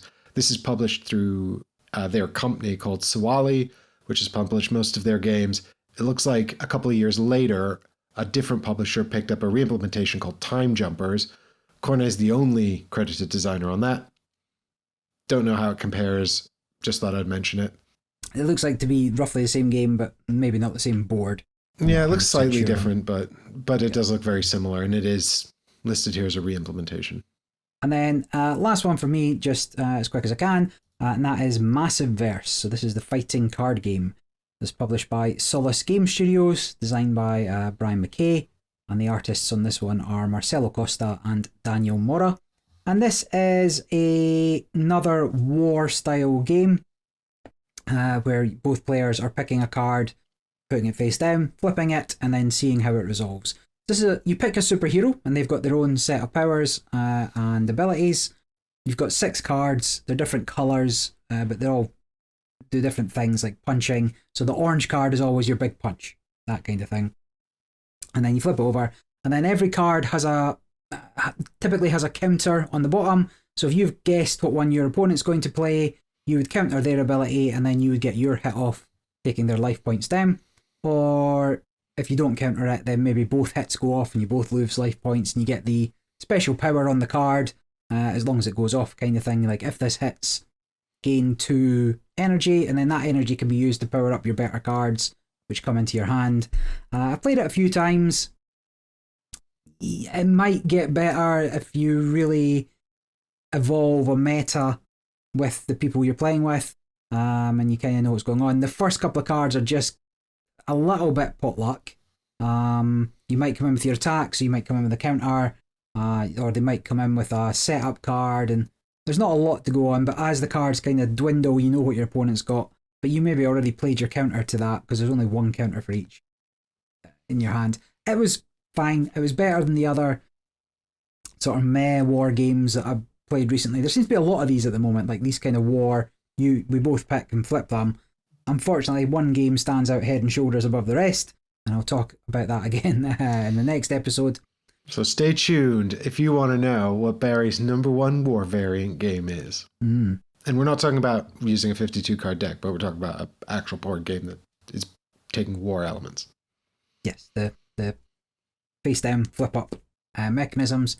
So that's it. So yes, it's been, I have played some good games, but in terms of covering things quickly, those are just the ones that I was not getting along with terribly well. We felt it was more important to issue a series of warnings than to issue a series of recommendations, apparently. But we'll be back next week. Next week? We'll be back actually we'll miss a week. So the final episode of this season of the podcast will be November 5th. And then we'll be back in January with your regular broadcast at a date when we decide. So keep your subscriptions on. So for my played section here, I've just got one, but it's a big one, and I thought I'd talk about it this week because this is Below the Asylum, which is not even live on crowdfunding yet. It's coming to crowdfunding. This is the new game by Awaken Realms, who you will all know as a company that puts out loads of big miniatures games and also invented GameFound and video games. Big company. Come a long way. Invented video games. It's incredible. Sorry, invents video games. Did I say invented video games? All video games. No. Has made some video games as well based on Nemesis and Tainted Grail. But This is a prototype copy of the game that was sent to another reviewer for their content, and I played it with them. 2-player. It is a cooperative game that takes place in a horror setting. It is designed by Tomasz Holek, who was the sort of darling of Essen last year. This is the designer of SETI, Galileo Galilei, and the other one that everyone forgot about, which I think was called Tea something. It's called Tea Garden. So Okay. the artists are Patrick Jedasrek, Ewa Labak, Pamela Luanowska. These are an Awaken Realms regular art team. And this is, of course, published by Awaken Realms. It's coming to crowdfunding. It's a 1 to 4 player game. It says here it takes 1.5 hours to 3 hours to play. That seems about right based on our 2-player play. The weight is currently a big question mark. Obviously, I would put it around, if I had to make it equitable to some stuff, it felt roughly the same weight as Spirit Island with the Branch and Claw expansion. The slightly more complex than the Slay the Spire board game, slightly more complex than that, or maybe around Lord of the Rings Journeys in Middle-earth, if you include all the between game sort of deck building bits as well. And this is a cooperative game. You play it in a single session, and you play as the Bureau of Exorcism, Liminality, and Occult Warfare below. And you are agents. You are trying to stop some kind of paranormal, possession, haunting, paranormal situation by performing a big ritual to prevent it.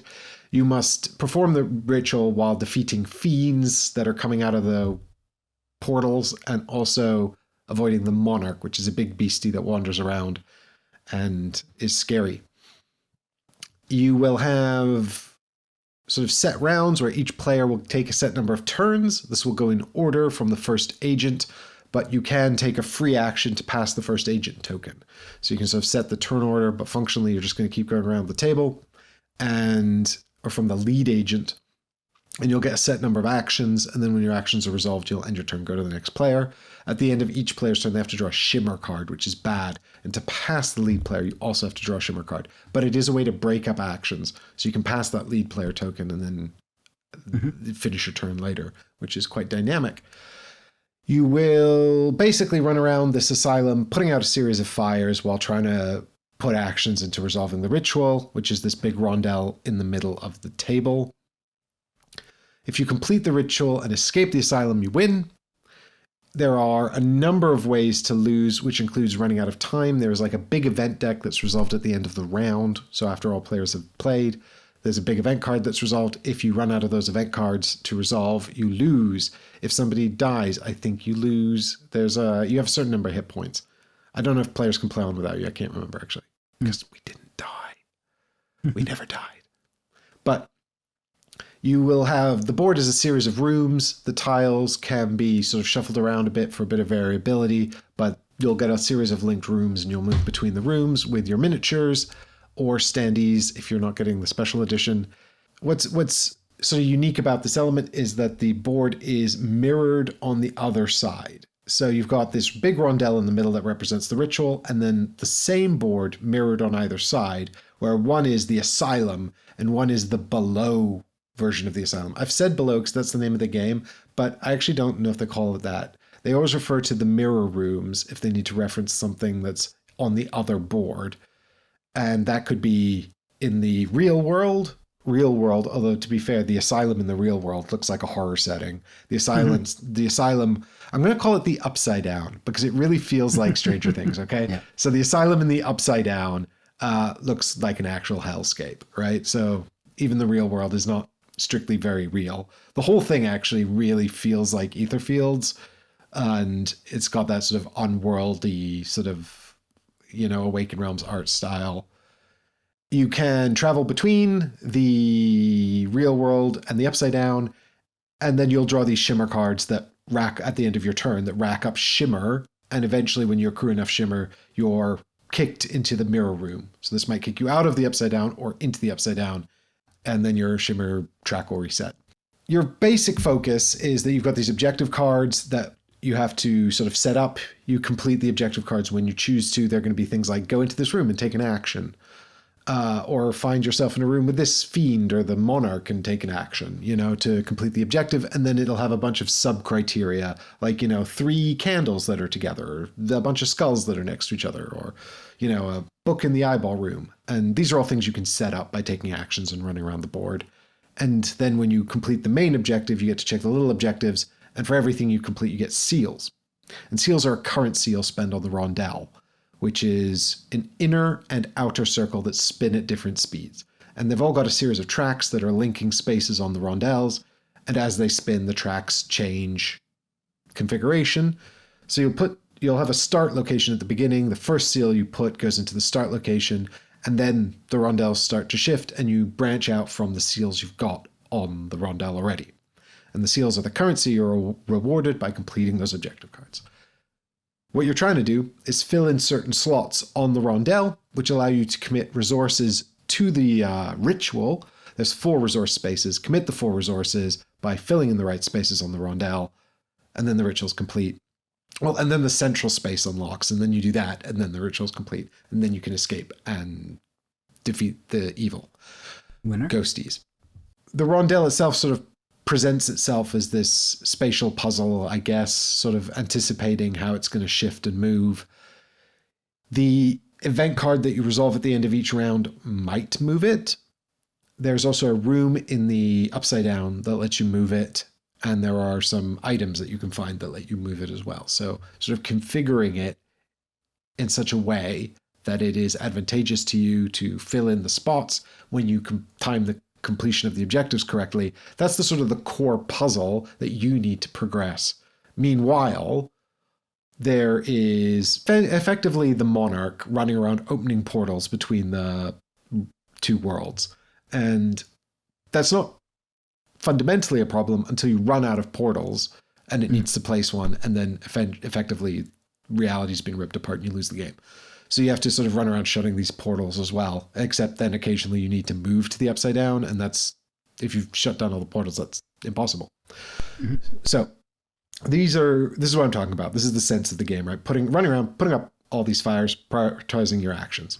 So we played it at 2 players, and I think it took us about 2.5 hours, 2-3 hours maybe with a teach, but we were playing pretty casually, and so we weren't rushing or anything, and we were chatting about the game as we went as well. So, you could definitely play it much faster than we did. But I think like 90 minutes to 3 hours seems pretty accurate. I'd be very surprised if it went massively longer than that, unless you included a long teach or you had newer, more inexperienced players or 4 very chatty players. There is enough game in the prototype to feel like an actual play of this game, right? It's a pretty robust prototype. There are only 2 characters, so it doesn't go up to 4 at the moment, but it will have more than 4 characters, presumably available in the Game Found campaign. The main novelties of the game, like the main sort of things that it's doing that are different and interesting, I guess, are the asymmetrical characters are not really new and novel, but there are all different characters. They all have like a different mechanism. So mind-controlled ghost cats that would run around the board. The other one had a sword that they'd sort of charge up by killing the enemies, and then they could expend the charges for benefits. But the main novelties are this mirrored board state, right? Like the above and below that you're sort of traveling between, and the way the doorways change and make the landscape a bit more dynamic. And then the ritual in the center with the 2 spinny dials. Like that feels unusual, quite reminiscent of SETI, but the way it is implemented here is not at all the same, right? Whereas, I guess functionally you could argue it's a little bit the same, because ultimately in both games you're spending resources to move around, and if the dials move on their own, you might be able to save some resources. But the big difference here is like the resources, you never amass them. Like in SETI, you can hang on to what are they? The movement points that you can get from your cards or from the actions. You can hang on to them and use them when you think they're going to be most worthwhile. It's also very hard to predict when the solar system's actually going to move in SETI, which I suppose is one of the less thematic things about the game, because I think that the movements of the solar system are quite predictable scientifically. But anyway, until you get to the 3 bodies. Until you get to the 3-body problem, yeah. That's the next SETI expansion, 2 more boards. But But in this game, the movements are still quite erratic, but unpredictable. But you also cannot save the seals. Like the minute you get a seal, you have to spend it. And you can't just put off completing an objective till the stars align and the ritual's in the right configuration, because you need to be progressing those objectives. You need to get them done, get the next one out, see what it is, get that done, get the next one out, see what it is, move through those objectives to get more and more seals. Because fundamentally, like that's the best way to mitigate the dial moving or being in the wrong positions, is just have more seals on the rondel. This has the added benefit of the vast majority of the positions where you put the seals lets you upgrade your characters. So your characters will start off with sort of two main stat areas.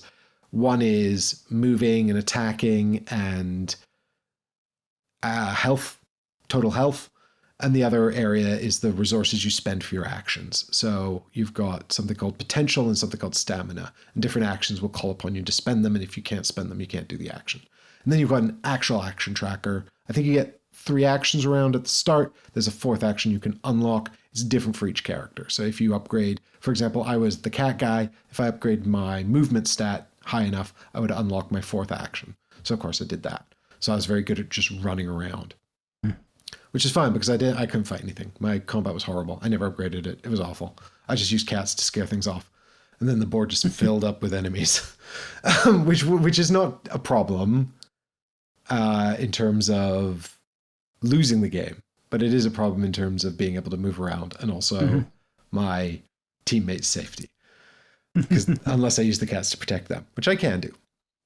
But the prototype has, you know, a certain amount of elements to it. It's got this one board, which is the Asylum, which is somewhat modular because the actual lands, the actual layouts of the buildings, they have to match, but they are both somewhat variable. Like you can take one piece out and put a new piece in, or move them around in such a way that they'll make a slightly different layout of the rooms.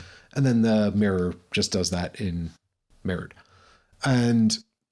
But there's just enough tiles, I think, to make basically one layout in the prototype, but I think the intention is to have more in the final game. There's also 3 fiends. So these are the types of enemies.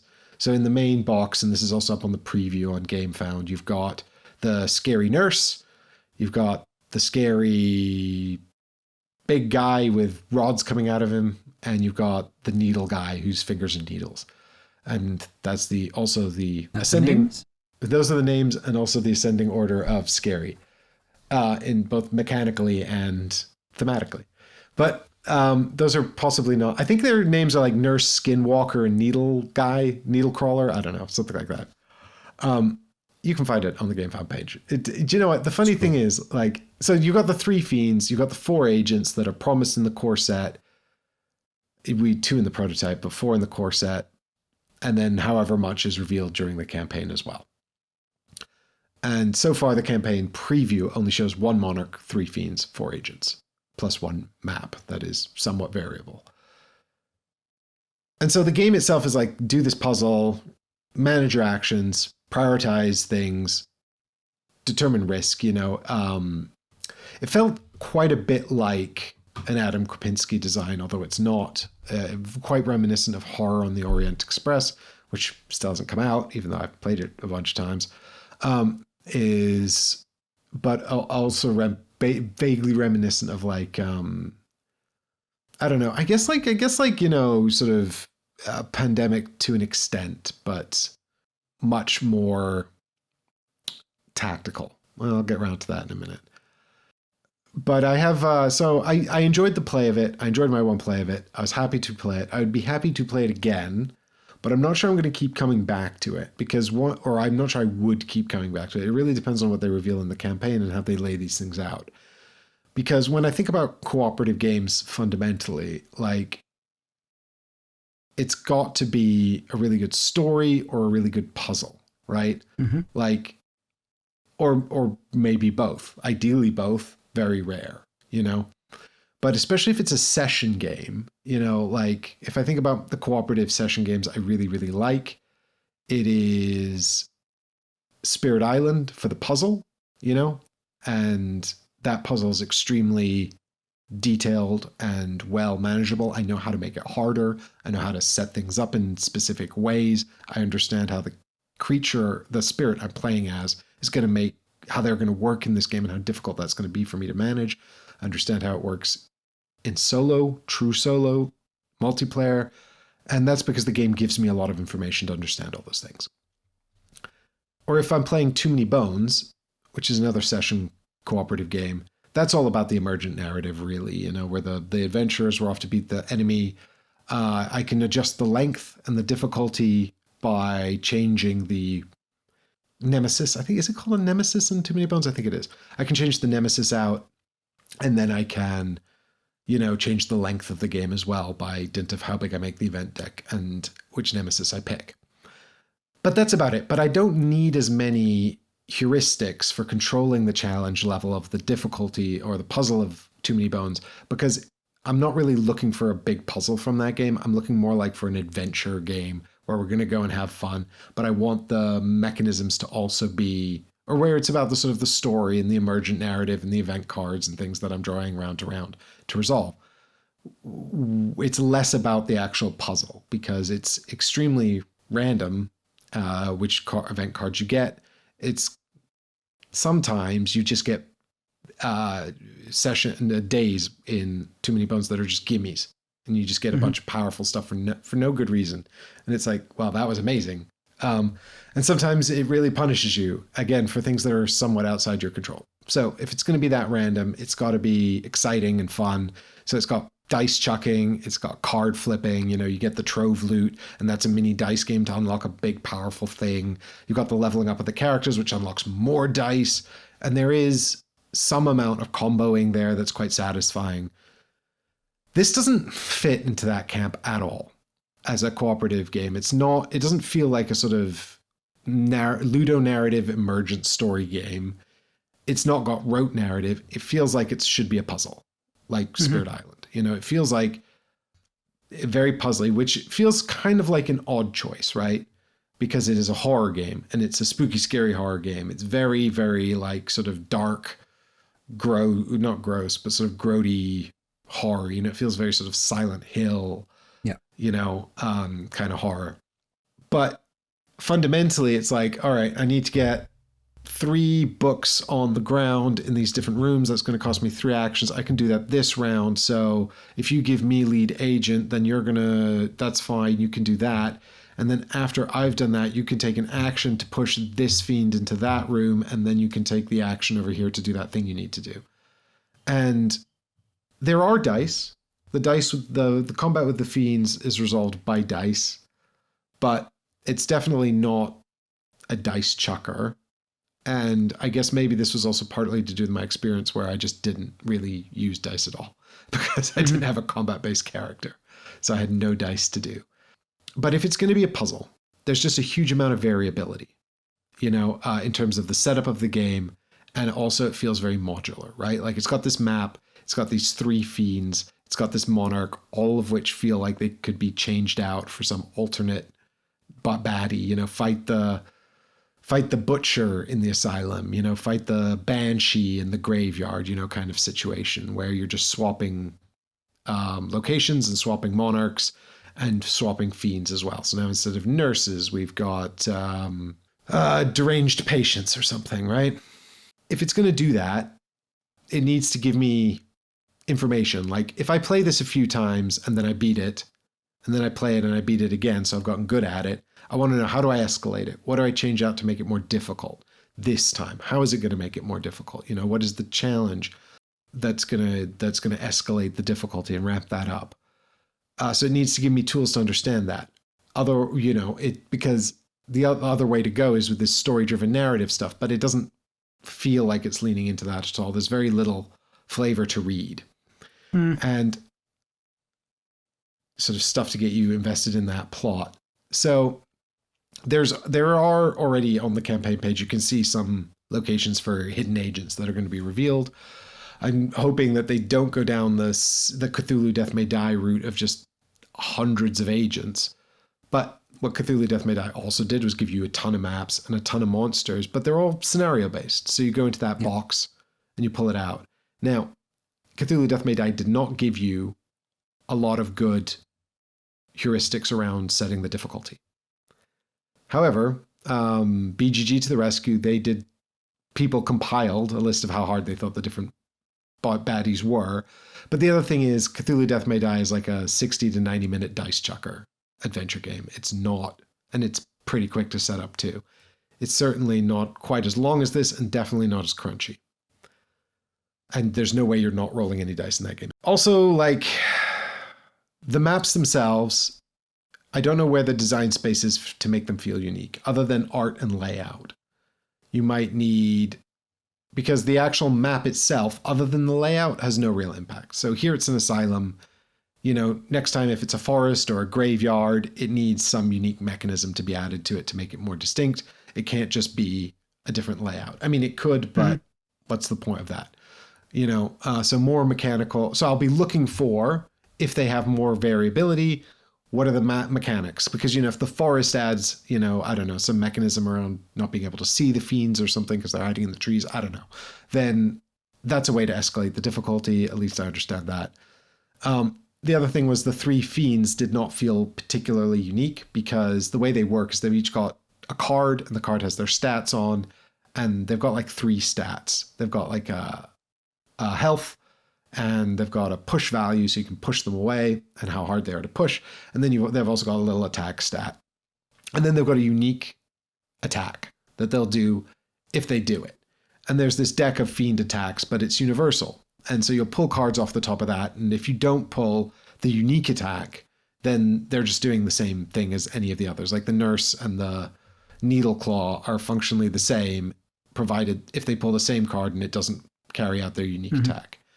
So I thought they felt very indistinct. And although the miniatures look very distinct and the art is very distinct and they're really cool and scary and evocative, they all felt very homogenous. And that's also because they didn't have any distinct behaviors. They all just run at you and try to murder you, and that's it. You know, and I was like, so one of the things I'll be looking for in the campaign is, are there monsters that behave differently? Like maybe go to the rooms where you've set up some ritual stuff and take it apart, you know, or who drop some traps, or, you know, will, you know, run away from you and get increasingly powerful until suddenly they explode or turn into some horrifying monstrosity and come at you. You know, so I want monsters that have distinct behaviors. I'm not really sure how that can work within this system because all they've got is one deck, one universal monster deck that controls them all. And the only real distinction is this one triggers their power. You know, there is this concept of attack of opportunities that, yeah, it's distinct, but it's all just slightly different numbers. It doesn't give them enough flavor, in my opinion. So yes, visually, yes, flavor. Mechanically, not enough flavor, not enough distinction. Want to see more of that from the Fiends. That's something I'll be looking for when they launch the campaign. Yeah, additionally, their movement is determined by the event deck that turns over every turn, and because that's the same for all Fiends, again, I don't see how they're going to get the Fiends to move differently, right? Like I appreciate a simple rule. The Fiends always just run at you. Great, easy to resolve during the game, but fundamentally quite uninteresting over the long term, over repeated plays when everyone's just trying to dogpile you all the time. I did think that the Kickstarter was quite reasonably priced. They have 2 levels. They've got the standard edition, which is standees, and the special edition, which is miniatures. And the regular edition with the standees is 59 euros. The special edition is 95 euros. There will probably be another 15 to 20 euros shipping on top of that. So, you know, it's not a cheap game, especially not if you get the special edition. It does have a bunch of minis in it. I suspect that there will be some more stretch goals and interesting things happening when the campaign launches proper. So it doesn't feel outrageously priced. Having said that, I'm not sure if I'd be happy to pay something like 80 euros for the standee version. But that's mainly because if I don't see more information around how we escalate the difficulty, how these different things influence the puzzles, if I don't see different fiends with more interesting behaviors, I don't see this having many more than like sort of 4 or 5 plays in it. I don't expect my next play of it to be massively different. Now, there were a few mechanisms that didn't manifest, like the Monarch will lock down portals so you can't destroy them.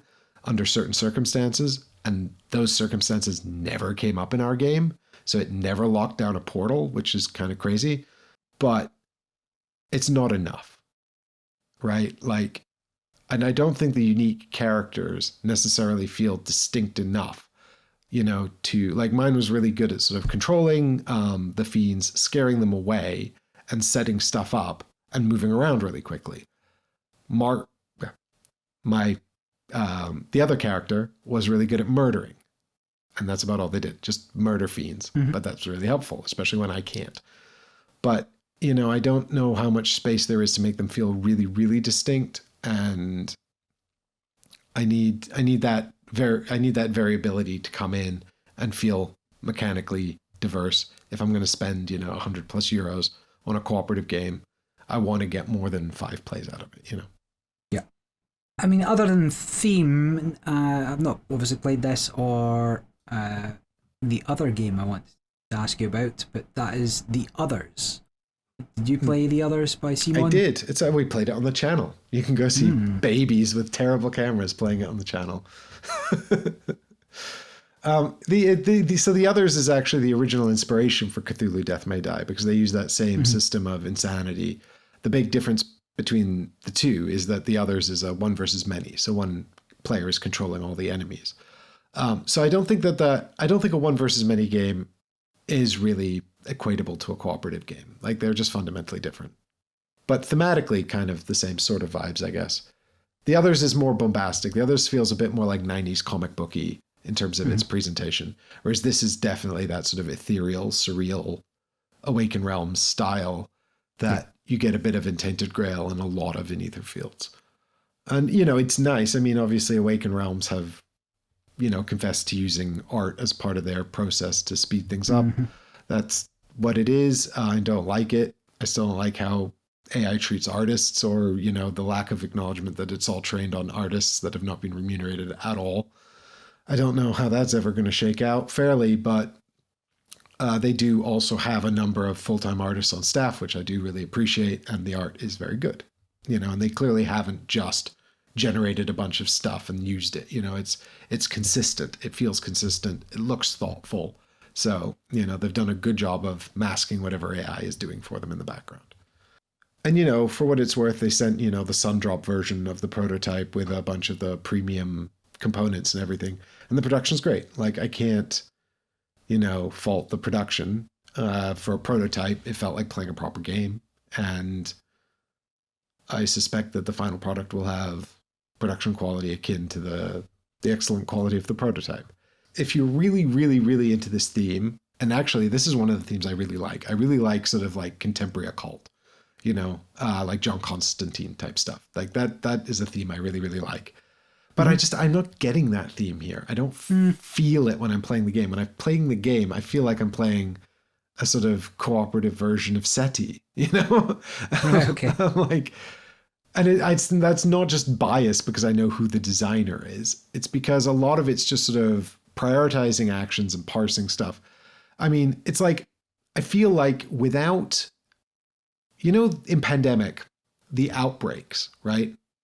You know, like if there's two things that make Pandemic feel thematic, it's the fact that the disease keeps coming back to the same damn cities. And you're like, I just cured you all. Now you're sick again. And also the outbreak when it bursts out of the city and affects all the cities around it. Those are the two things that really mechanically make Pandemic feel like it's about disease and not just trading cards and moving around spaces.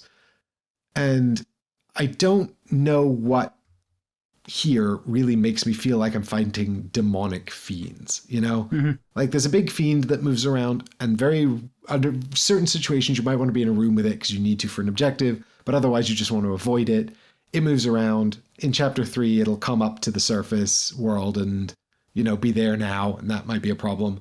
But it's not, the Monarch didn't do anything that made me think this is a demonic entity that's possessing a little girl. Like this one is supposed to be a series of demons or something that have possessed a little girl, and the more scared or the longer she's possessed, the worse it gets, right? And it just increasingly threatens us. But it didn't do anything that really made me feel like bad. It's in the event phase, it draws an attack card, And those are pretty savage. It deals you traumas, and then the traumas may or may not be resolved. So you can sit around with trauma, and it's just a face down card, and you don't know what it is. And if you amass a bunch of traumas, you might get an effect that's like flip all your traumas. What you can do is use actions to flip them face up, so you at least know what they are, and then you can somewhat mitigate them potentially. But the traumas we drew, because we did largely seek to avoid them, and we actually only had 2 traumas, one each over the whole game, and both were largely inconsequential. I actually managed to spend the whole game avoiding resolving my trauma, purely incidentally, because I wasn't really putting much thought into it. But when I checked it at the end of the game, it also wouldn't really have mattered. Yeah. So I don't know if they just need to balance those traumas out to make them more threatening, but I feel like it wants to be more specific. I think, like, fundamentally, I like cooperative games where the enemy feels like it has an agenda that you're trying to stop, which is very much the feeling you get in Cthulhu Death May Die, because you've got the enemies that are trying to perform the ritual, you're trying to take the actions to stop the ritual. At some point during the game, the big bad shows up. If you haven't disrupted the ritual, it's invincible, and you have to keep trying with this massive thing chasing you. I think, yeah, that's right. And then it just kills you. If you have disrupted the ritual, then you can attack it, and you're trying to kill it, and then it's got all these incredible cards that you have to deal with. And that just feels thematic. It feels like there's a big threat. It feels like we've got some amount of agency to disrupt the threat. Here, there's a big threat, but you can't fight it. I mean, you can push it around, but you can't actually kill it. But then it just kind of wanders around, and it's bad if you're in the same world as it, and it's bad if you're in the same room as it. But that's about it. And it only resolves, like, it does a thing. Usually it just opens portals. And so you just close the portals, make sure it doesn't try to open a portal when it can't. So between the baddie and the fiends just not being just not having really thematic behaviors, I wanted something more to drag me into this world, to make me feel like I'm doing something. Like, the ritual is our idea, right? Like, we're performing this ritual to shut down this haunting or whatever it is. But actually, all the stuff we use to perform the ritual we find in the asylum.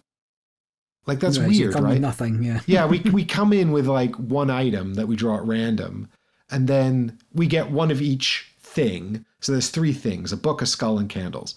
And you get one of each, and you can use them to bolster your actions, or you can use them to perform the ritual. And that's a dilemma. But then everything else you find, every time you draw an item card, you can either take the item for what it does, which is a unique effect, or you can throw it away to get a book, a candle, or a skull, which you will need to perform the ritual. Yeah. And they have then 2 additional functions. One is you can either use them to set up your objective. Your objective will often say, put a skull in this room over here, or get 3 skulls next to each other.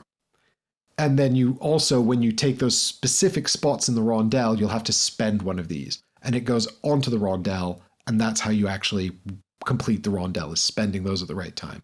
But it's like, we showed up to shut down this haunting. We have none of the skulls, books, and candles we need. We're going to find them once we're there. And I don't know. We'll be fine. It feels odd. It just feels like, I mean, I don't know. Yeah, feels odd. Anyway, I'll keep an eye on the campaign, because I do really like the theme, but I want to see what they're doing with it. For me, though, at the moment, it's a pass, just because it's not cheap. And I mean, it's not outrageously expensive either, right? It's not a €200 thing, which we were going to talk about, or which we just talked about. But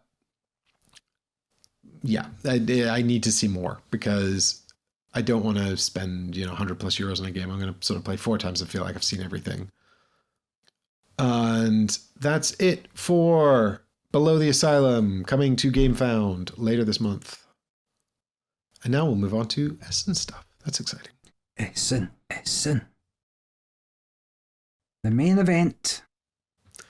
Things that might already be out by the time Essen begins. Yeah, like, I think they are. In fact, I know for a fact one of them is, because I've ordered it already. You ordered it and it's going to arrive before Essen. Barry's got a list of 4 games here, and he's crossed 2 off, because I guess they already came out. I did check, and I can't order my ones, my main ones. One of them can be pre-ordered, but can't be ordered. Yeah, the one's on this week's release schedule, so but that's one I'm still talking about. because I'm ordering it. So yes, following on from last podcast's quick fire roundups of things that were expansions and sequels and things you might have already heard of, a couple of games you might not have heard of, but you might be able to get your hands on in the very immediate future if they're not out already. So one game I did want to talk about was A Carnivore Did It. So I don't know if anybody's seen this, but this is a co-op mission-based deduction game with over 2,000 missions to play. And it's right up my street. And I'm definitely buying it. So whether I buy it via Mike Essen or whether I get it when it comes out. But basically you got a number of characters on your mission. Could be the lion, could be the fox, could be the peacock. Each mission tells you what characters to set up and what clues to put beside them. So the clue card 2 might be a character taller than 2 meters did it, right? So the giraffe, right? Leaning towards that kind of thing. And then it might be a card that says I didn't do it, or there might be a card that says a carnivore did it. So and on each of the character cards, it tells you how tall they are, whether they're characters, whether they're carnivores, whether they're herbivores. A couple of bits of information. And then you'll know how many characters are lying. And it could be one character's lying, or it could be 1 or 2 characters are lying. And using the information that's out there, you have to deduce who did it. And there'll be one solution for it, and then you flip it over and see if you're right or not. Anyway, 2,000 cases to play. You can play it cooperatively, you can play it solo, you can do it timed, a couple of different ways of playing. So I'm definitely getting this one, but it could already be out in the next couple of weeks, I think. Sounds like a logic, almost like a logical deduction puzzle, like a bit like Cluedo almost. Yeah, I mean, in the same vein, right? As a deduction game, you're all the information's presented to you at the start, though, and then it's just how quickly can you figure out. You don't have to time yourself, but if you want to play along those lines, you can lock your vote in, and if you want to play competitively, you can try and beat your friends into time-wise at getting it right for points. But yeah, definitely right up my street. Deduction games I love, so getting that. And then the game that I have ordered for that's out this week, tomorrow I think, is Bouba Kiki, which is a party word game where you're making shapes have meanings. So there might be a picture. The name of the game comes from a psychological test where if you show somebody like a curvy shape and a pointy shape, like a star and like a flower, and you ask which one's Bouba and which one's Kiki, people will say that the round one is Bouba and the spiky one is Kiki. And so in the game, there's a bunch of shapes along these lines laid out. Then there's 3 words, sort of made up words. So, Biddy, Sousa, No, something like that. And then you're trying to get the other players to guess which shape you want them to decide on by saying the shape I want you to do is called Sousa, and then they have to try and figure out what that is. So it's not maybe the most complex game. It's a party game, kind of deduction. There's a lot about deduction, but it's more being on the same wavelength as somebody else in that sense. And it's probably not the most amazing game ever, but I think it'll be fun in a sort of social setting and get anybody involved in it. So I've ordered that should arrive. Do the players know the guessers? Do they know the words that you rejected? So yeah, like three words that we put out, and you've got a shape, and you're saying the shape that I want you to guess is off what was there, and so the shapes are out as well. So like let's say there's 3 shapes, 4 words, and you say my shape is called. But can they see all 4 words? They can, yes. I feel that'd be very easy then. But they're all nonsense words, and they're all weird shapes. But that word association thing is very strong. Yeah, the Bouba Kiki effect is it's actually quite significant. Like that words have shapes, right? But I'm yes, exactly. And I'm interested to see how that manifests in a game. I think this is a really fun idea. I would be really keen to play this.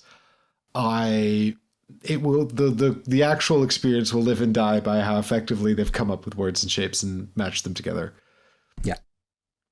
Well, they haven't matched them together. Well, or not matched them, right? Yeah. Well, and presumably you might have your two words might be Bouba and Kiki, and then you've got a bunch of soft shapes, right? And then you've just got to be like, my word is Bouba, and then they look at all the soft shapes and they're like, oh, geez. But yes, I definitely want to play this. That sounds if you ever look at the on Board Game Geek, there's a couple of examples. So there's Entozo, Kundun, Drew, Mimir, Adari, Lilua, and then there's like a rabbit shape, and there's a big swirl, and there's like a fortress type shape, and just arrows. And so it just depends what comes up, right? And what. Yeah. Wow, this is just a science experiment to see how deep the Bouba Kiki effect is. I think it's a very clever idea. Like, well, that's a very clever idea for a game. That's a good example of what someone should have thought of that sooner. that's good. I can't believe this hasn't been done. Yeah, no, genuinely, I love that feeling, don't you? Yeah, I looked at this too, actually, because the Bouba and Kiki are the names of my friends' chinchillas. I was like, what is this? Good pet names. That's good. Well, if there's a picture of a chinchilla and Kiki's out there, that's the one to go for. I'll probably pick this up, actually. Thanks for bringing that to my attention, Barry, because that looks really fun.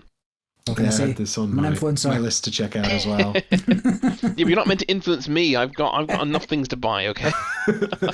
My Essen budget is very upset. Chris has spent all his money on Berserk stretch pay. Yeah. Awesome. Well, that's it. Those are things that already might be out. Well, the Grand Gamers Guild are taking pre-orders for Bouba Kiki Essen, but if it's already out, there's no need to do that. No. So I'll just the quick fire mentions first of all. First one is Asian Avenue from Nerd Labs. Sorry, beg your pardon. Asian Avenue expansion from Nerd Labs. We talked about this on the podcast previously, I think. Did you? Let's skip that. I'll skip over that then. No. It's worth mentioning that it's got an expansion. I'd sort of seen that and I'd glossed over it because we played. So we picked up. Oh, sorry. I thought you mentioned the expansion. Sorry. No. So we what I'm just saying is that we got the base game, a review copy from Nerd Lab Games. Very thankful to them for giving us the review copy last year at Essen, and so I was excited to see more stuff. We covered that in one of the earlier episodes, though, from last year's Essen episode. The expansion is called Division M, and it's just more stuff, just more agents, as far as I can tell. It might have more to it than that, but I really don't care because basically, I've played a lot of it. Deborah and I play it quite frequently because it's so quick, it's so nice, and it's very rare for me to play a game enough where I actually say I would like more variety to add some spice to this. Expansions don't usually excite me for that reason, but this is a very small game, easy to get to table. I really enjoy it. 2-player only, so it's just a £13 expansion to add more agents, a bit more variety, which is very nice. Same thing with Panda Spins. A Panda Spin is a game from Matigo, which I got last year at Essen. We played it. We actually played it wrong initially, then we played it correctly. Oh yeah, we were under the misapprehension it was a trick-taking game, which it sort of is, but it's not. It's a card-shedding game, which is not something I'd heard of. And Michael was the one who actually kind of cracked the code for us, because Michael rather enjoyed a game called Big Two. Is that what it's called? Yeah, Big Two. He quite liked Big Two, and he kept saying, "Guys, this is just Big Two." And we were all like, "Shut up, Michael! This is Panda Spin." And eventually, it turned out it was completely true. It was a thematic. A Big Two with an additional thing going on, which I don't think Mike liked this, but I think you would, Mike, if you. I could be wrong. Correct me if I'm wrong, but I don't think you liked it much at the time. And I think you would like it if you re-entered it as I had to with this new expectation of what it actually is, and it's actually quite good. Well, I talked about this a bit actually, the concept of sort of card shedding games, because we were playing.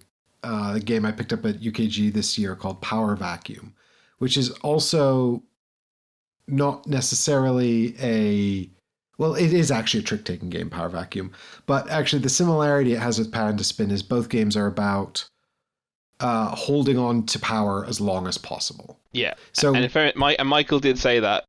My fundamental criticism of this kind of game is when you are successful, nobody else gets to play. And that's kind of like, I think with Panda Spin, if we were more across it and the rounds were sort of quicker, then, but the other thing is this is exactly the kind of game Michael's really good at. So I think a lot of the tension was kind of lost because Michael would hold the power for a long time and then just win. And it's kind of like, yeah, okay, but I didn't really get to play. So it is true that you can have hands where, yeah, you basically don't get to play and you kind of get locked out.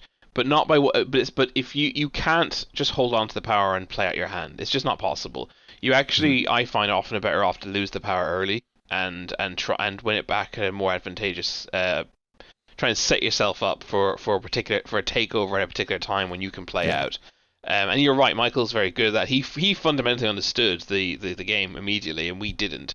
And I have found this when I played with one of my regular groups. There's someone there who loves trick-taking games, and I still didn't fully understand, so I brought it to him. And we got across it after a couple of games, and he really didn't enjoy. And I think Deborah's had the same experience. They initially were like, "This, no, I hate this because I can't do anything." And then what they realized is actually sitting back and not doing anything for the first half of a round is actually fine. You're biding your time, you're waiting, and you're still making decisions about what cards to throw on the trick in order to spin.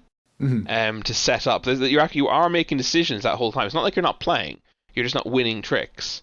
Well, this is an example of where I need to get good, because actually I figured out that heuristic even at Essen.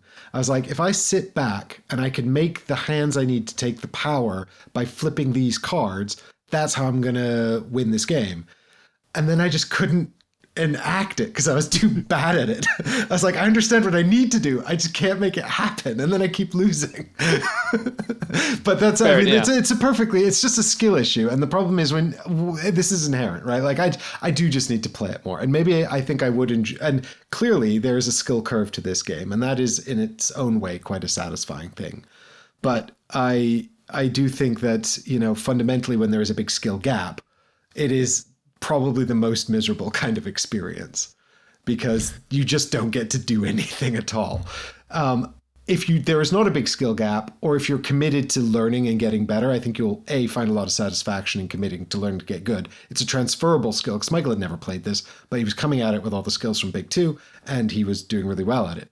And, you know, it's so I think it's satisfying in that way. And I think, you know, or if you've just got a group that doesn't play this kind of game or only plays it seldomly, then, and you're all relatively on the same plane, you'll also find it really intriguing.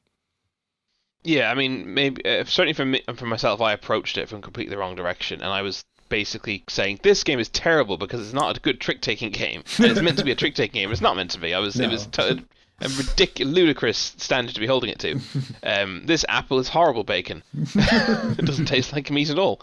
And I think you need to play it with the as I later did with the correct not the correct expectations, but the appropriate expectations of what it actually is, and assess it for what it actually is. And I think it's a very good card shedding game, and I really enjoy it. And I've played quite a bit of it now. It's on BGA actually, as it happens. And again, this expansion is kind of just more of it. This one, I'm not actually at the stage where I need more of it, unlike Age and Avenue.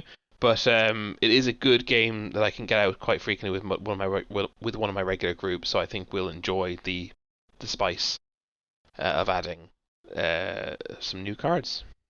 And it is a beautiful production as well. The cards look really nice. Yeah, absolutely. I think this was actually on Kickstarter. Oh, was it? Panda Spin? I think a few months ago, yeah. Oh, the expansion was? Both were, I think. Well, yeah, I mean, I imagine you can get the base game, but the original base game wasn't a Kickstarter, was it? I think it was. Oh. I think it was, yeah. But yeah, so that's Panda Spin. Mandate of Heaven. Excellent. All right. So am I carrying on with my quick fires? Go nuts. I'll try and be a bit quicker. We got an actual trick-taking game next called Onstage. This is from Arcane Wonders. It's themed after Vietnamese theatre, which is a very specific branch of theatre, which I do not know anything about. I did see a play in Thailand, but not in Vietnam. It's close though. Physically close by. This is just a trick-taking game where it's relatively straightforward in terms of it's a must follow suit, but the trump card changes based on the highest. I think it's the highest value the highest collective value. So basically, when you play cards, you move. There's like a little queue of meeples, and you move the meeple of the relevant color of the next relevant color onto the stage, and the meeples on the stage determine the value of the not the value. Sorry, determine which suit is the trump suit. So it's basically you can the cards you play can manipulate what the trump is, as well as contributing to the actual suit itself. So it's the actual trick itself. I enjoy trick-taking games, and this just looks like a nice little variety with a theme that I enjoy. So that's one I'm excited by. Moving on to Burgle Brothers Blackjack. That's one I'm going to pick up. I really like Tim Fowler's stuff. Burgle Brothers Blackjack is basically just a deck of cards with some extra cards, and you're playing cooperatively, trying to cheat a casino at blackjack is basically the theme of it.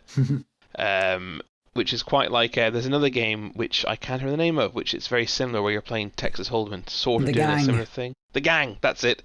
It came across to me as a Tim Fowler's Blackjack, yeah, basically. Final very quick fire mention is Evergreen from Horrible Guild. Evergreen expansion, Cherry Blossoms and Bamboo. Evergreen is a very lovely game, which again I guess the table's a decent amount actually with my regular group, where you're growing trees, trying to make sure all your trees get enough light, get from the sun, and they had an expansion last year which I picked up at Essen. I can't even remember what it was called. What was it? Doesn't matter. And they have another one coming out which I know nothing about, but I enjoyed the game. I enjoyed the first expansion, so this is the third expansion, is it not? You got pines and cacti, giant trees and mushrooms, and then cherry blossoms and bamboo. Am I missing one, or You're missing one? 2023's pines and cacti.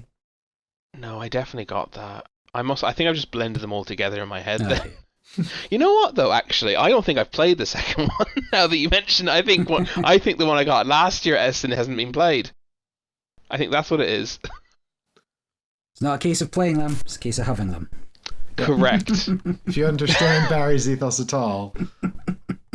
I've played Evergreen a couple of times. I've not played it enough to know whether I like it or not. Like, it was fine, things were going on, cool. Is it a game that I want to be playing more of? I don't know. Yeah, that's fair enough. I mean, it does have a slight, I don't know what the word is. There's a slight, it's a bit dry in some ways, right? It isn't super evocative, but I really like the card drafting system where the card that's not drafted impacts scoring. I really like that. And then I also just enjoy the puzzle on the board, your own personal board. So I think it has a nice blend of kind of multiplayer solitaire with enough player interaction to make that spicy. Yeah. Well, a few more pretty quick fires then. Pinched. Have you heard of Pinched? No. Ring any bells? Pinch. Well, there's a reason it's been downgraded to. Pinched is from Mighty Boards. Ooh. It is designed by Jonathan Gilmore Long, who did Dead of Winter, Dinosaur Island, amongst other things, and also David Gordon, whose name I don't actually recognise, so I'm just actually checking him now. Oh, he did Finspan, which I haven't played. Done several things, nothing I've played. Floristry, Push Penguin, Monkey Palace. Oh, you hated Floristry. We literally talked about that earlier. I talked about Floristry. No, I did. On this episode, Barry played this very Floristry. Episode, it was, yeah, I knew it was this guy, and he did Monkey Palace, and I know Monkey Palace has been pretty well reviewed for a Lego game type thing. But yeah, Floristry was awful. You did what you didn't realize when you were reviewing that and putting your credentials on the line, Barry, was that Floristry was selected as Barnes & Noble Game of the Month for May 2025. Wow. So wow. I guess. Well, Dinosaur Island, Dead of Winter are fairly well, definitely pretty well received games overall. Dead of Winter? Are you sure? I guess that must have been a co-design, because I thought that was Isaac Vega. Presumably co-design then. I didn't know who designed Dead of Winter. Oh no, sorry. I'm still talking about David Gordon. You're talking about Jonathan Gilmore Long now. Yeah, I am indeed. Yeah, Isaac Vega and Jonathan Gilmore Long, both did Dead of Winter. Why is it called Dead of Winter Tabletop Edition these days? It's probably a long story, but Dead of Winter was originally published by Plaid Hat Games, which was Isaac Vega's company, and then Isaac Vega left the company, and then Plaid Hat was bought by someone, and Isaac started a new company, although I don't think his new company has anything to do with tabletop. Well, this comes, as I said, from Mighty Boards. Pinched has been downgraded to a semi quickfire because I was really this just grabbed me. You know, we're visual creatures, us humans. The theme and the aesthetic of this game really grabbed me, and I looked into how it plays, and I was like, yeah, that looks fine. It's basically a blind bidding game where you're all robbing, you're all thieves. One of you is the mastermind, I think they're called, and you all blind bid. So let's say 3 of us are playing. I'm the mastermind. I'm going to go to the house A, and you both are trying to guess where I'm going. Because you also want to, because if you guys go to the same house as me, then we all rob it together and we basically draft the loot. If I rob it by myself, I get all the loot, and if you guys have gone elsewhere, then for thematic reasons I don't understand, you don't rob the house you went to. I guess maybe because the mastermind has all the tools, and they're the one who's actually, you know, they have the tools to get through the security systems and stuff. So you guys have to go to and rob and dredge the river instead. So you get a commiseration prize of 1 piece of loot. No, they're dumb. They're dumb. They can't do anything other than the mastermind. Yeah. But we change who's the mastermind. But yeah. If we take turns being the smart one. Yeah, exactly. Okay. So next round, you're the mastermind. So we're all trying to predict where you're going to go, and the way you're going to predict where they're going to go is because there's a set collection aspect. You're trying to get 3 candlesticks so you can sell them, and 3 TVs and 5 fish bowls and whatever. And then you only have space in your inventory or your loot sack, I guess, for 3 stacks of things. Like gets stacked with like. But if you've got 2 nice stacks and then you manage to go to a place all by yourself as the mastermind, so now you're getting 5 cards, but they're of 3 different colors, none of which you already have. you either have to sell some of your loot to the fence immediately. To make some room for them, or you might have to just chuck some cards, because stacks aren't worth anything unless they have at least 2 cards in them. So you can't just flog something as you get it unless you can contribute it to a stack first, and that's kind of it really. It's just it's sort of a game of double bluffing, right? Because I can see that you're collecting all the brown and yellow cards, and I'm like, they're definitely going to that house full of brown and yellow things. And then you're like, no, surprise, I went to this other house. And then we're like, well, that was pointless because you sold it all to the fence anyway.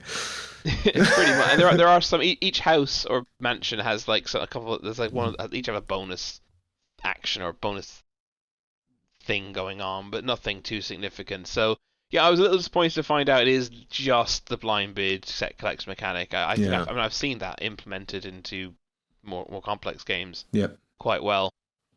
But I do like mechanic the game often. Like Dominion, deck build of the game and stuff.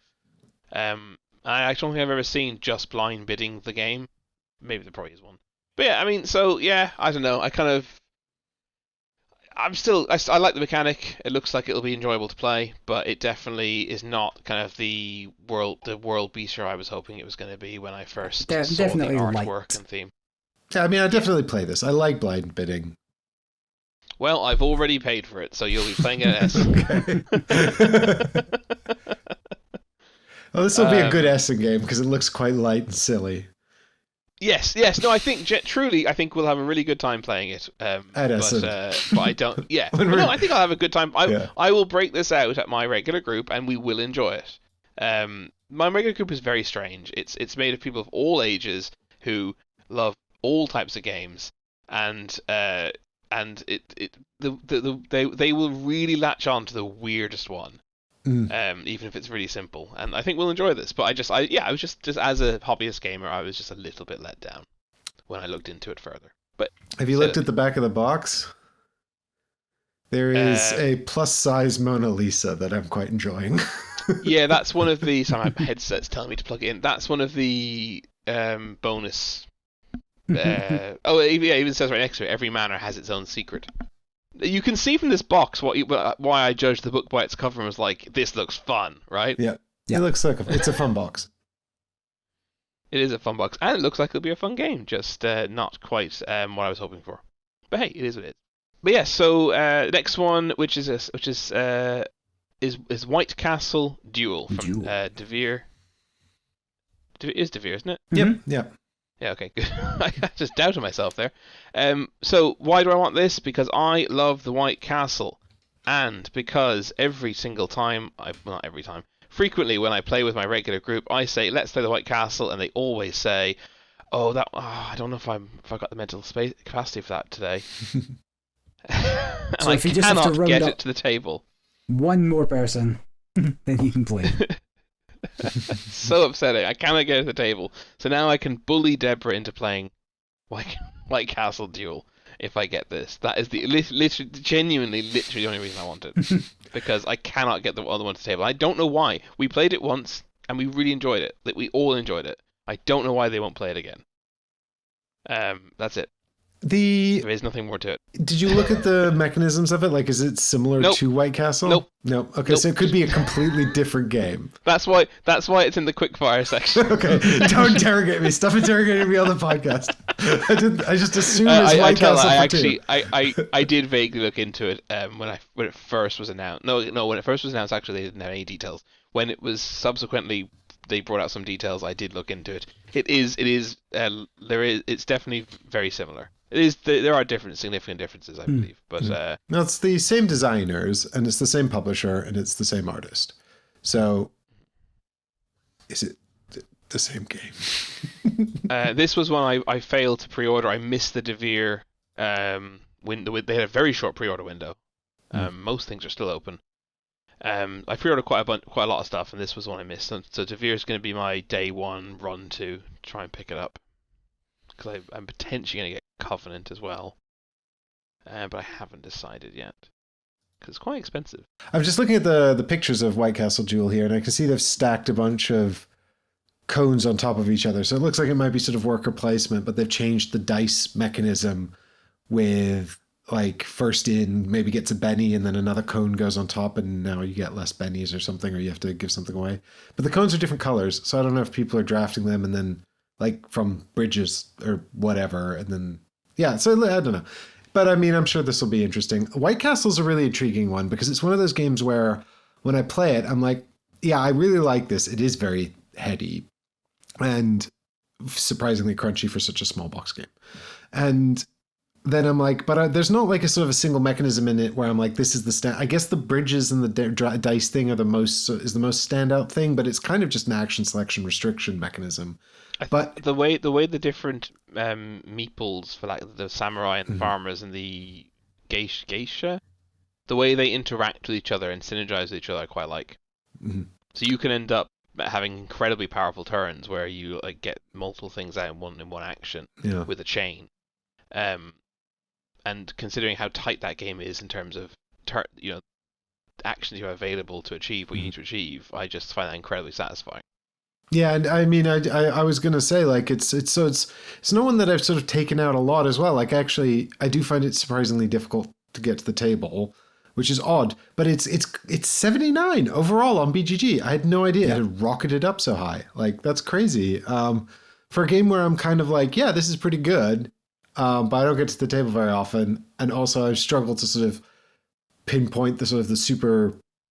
It's definitely what it is, I think, is it feels like a sort of a heavier middleweight Euro, but it's tiny. It's got a tiny footprint, a tiny box, and it doesn't take long to play, which is quite an achievement, actually.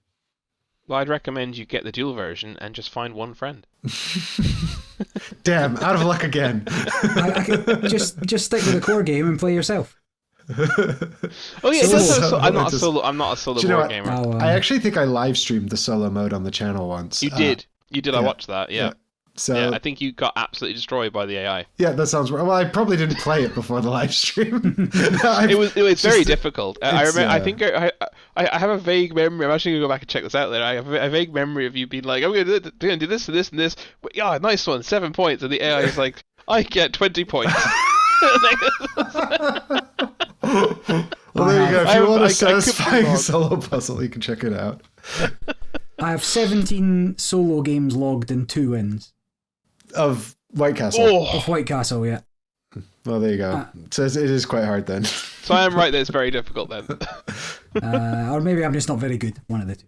No, Well, it's you're a definitely good no. company It's then with Mike. definitely very hard, Barry. It's super Okay, hard. okay, enough. yeah. No, I I'll think hear it is. I remember watching the Mike's play. I can't remember details, but the overwhelming feeling was this is impossible. The last kind of quicker one before the ones I've actually really looked into in detail is Wispwood. I think did we demo this like 2 rounds of it? I think at UKG. We previewed it. Well, I don't think we got to Yeah. actually play it, but we previewed it. Yeah, this looks really nice. I think I've been promised a review copy of this. I think. Yeah. I think that's on the cards.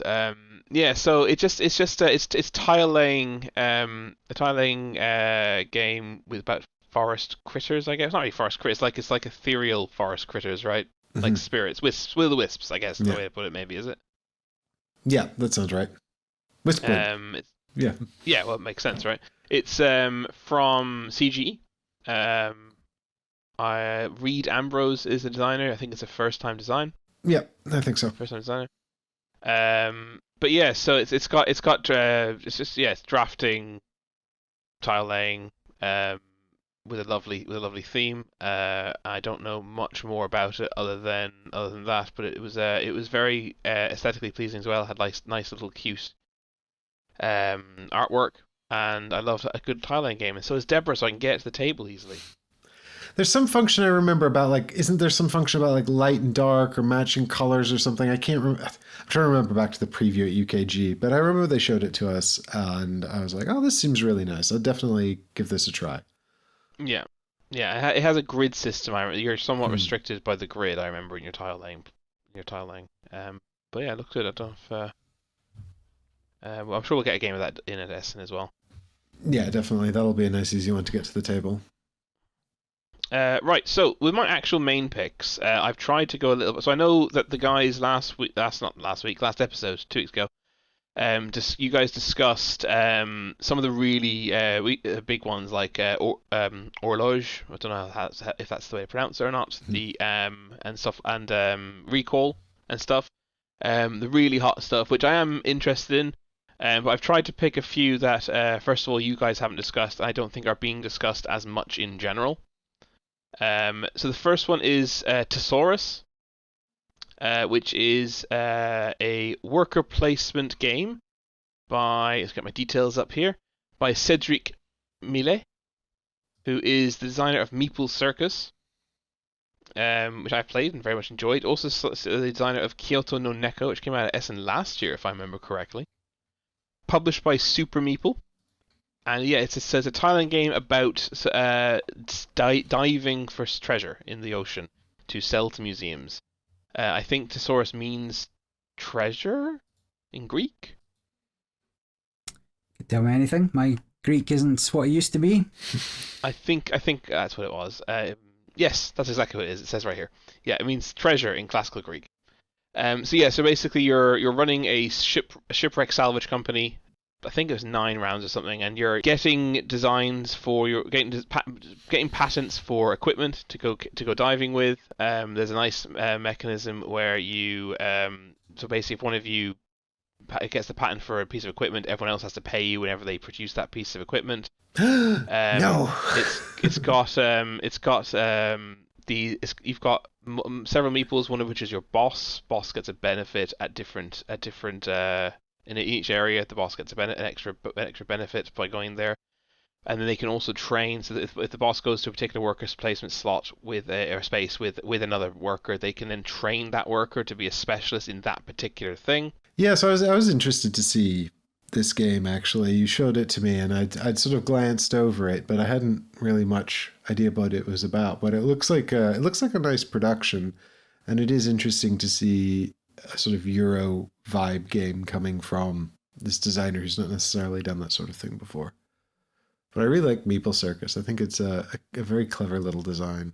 It's a fun thing. I knew there was a major thing I was forgetting, which I had written down, but then I couldn't find my note. So the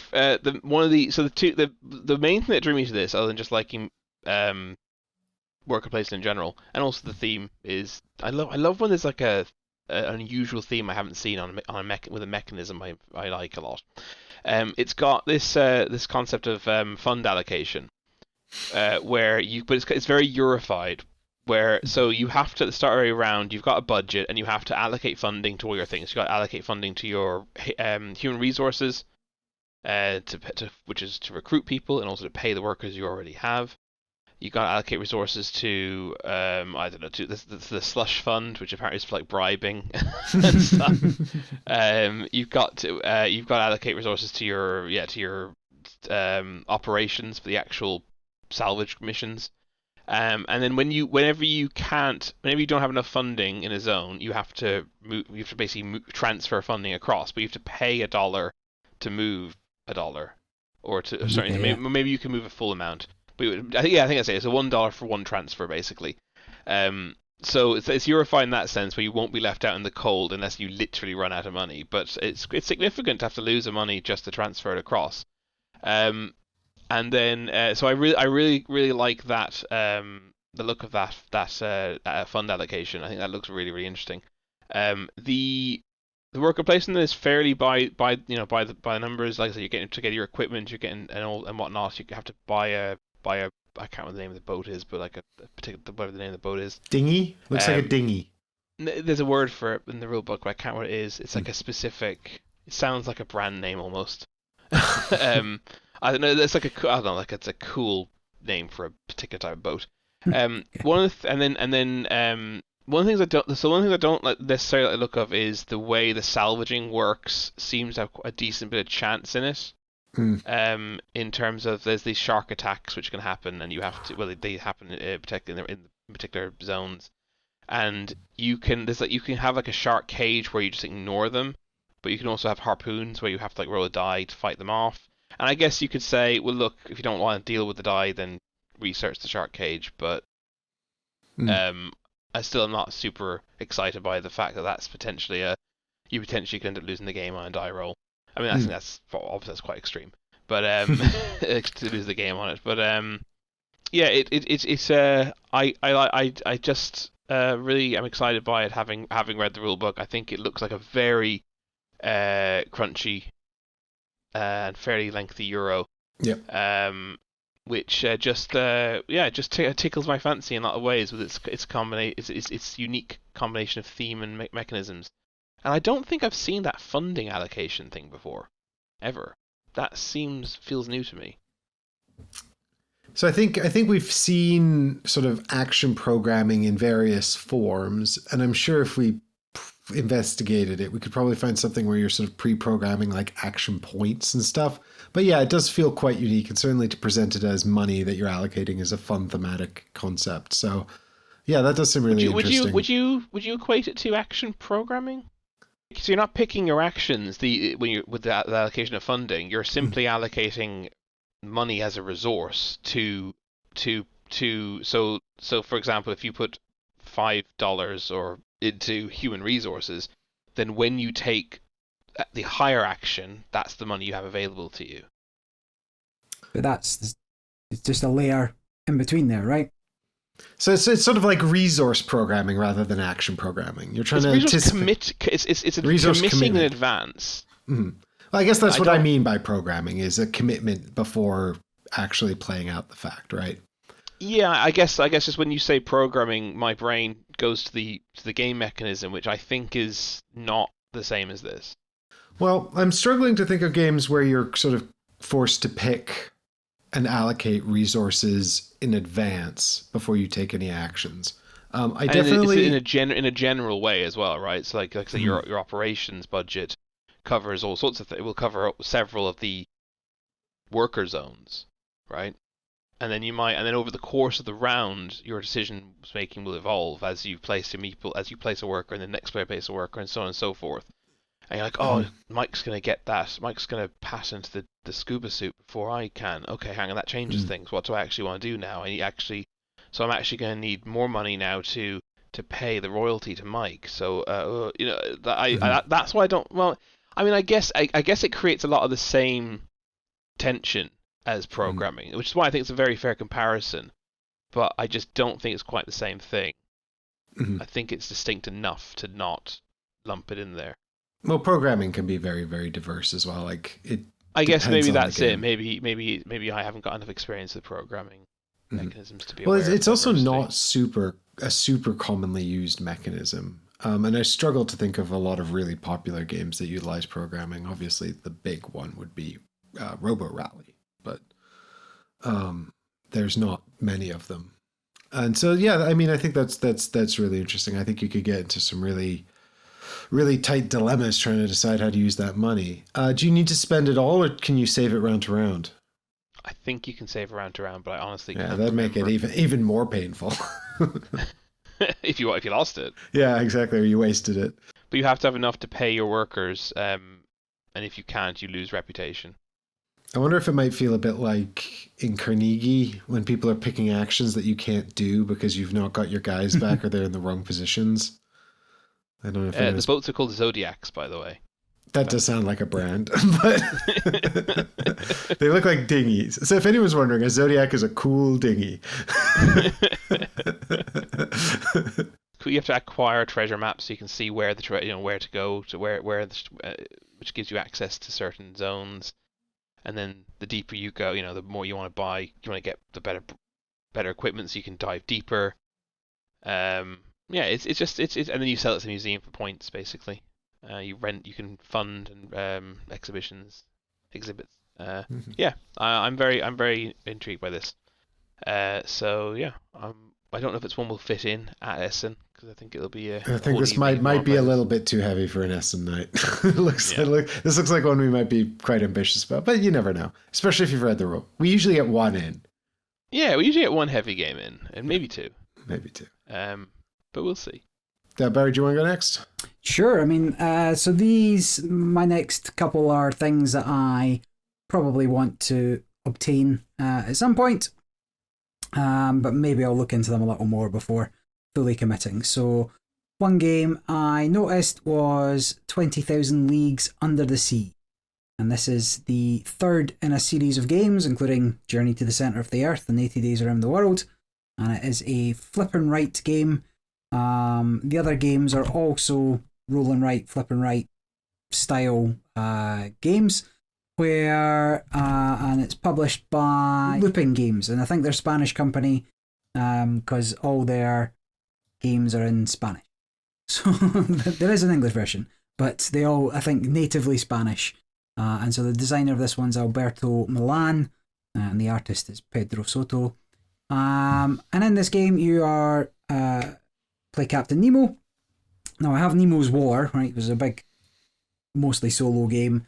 With the exact same theme to a degree, but this is much easier, right? So you've got what looks to be a shared map that you're all moving around on for the roll and write or the flip and write elements of it, but then you're going to get the opportunity to draft characters from a set of cards and then be able to move the Nautilus around based on those movement points, and then depending on what you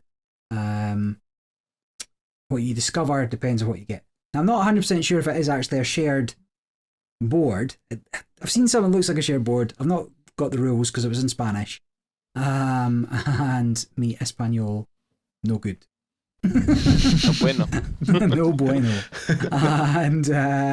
But you might have your own board. But basically, you're moving around. You're going to go to places. You're going to find the treasures. You're going to collect the different things. The treasures on the floor. You're going to find the different islands. You're going to unlock the different bits. But there is a full-on solo mode as well in this one where you can play through and try and do different things in it. So the other games, like 80 Days Around the World, has a weird measuring mechanism where you'd pick a card and it would tell you how far you can go, but you can't measure it beforehand.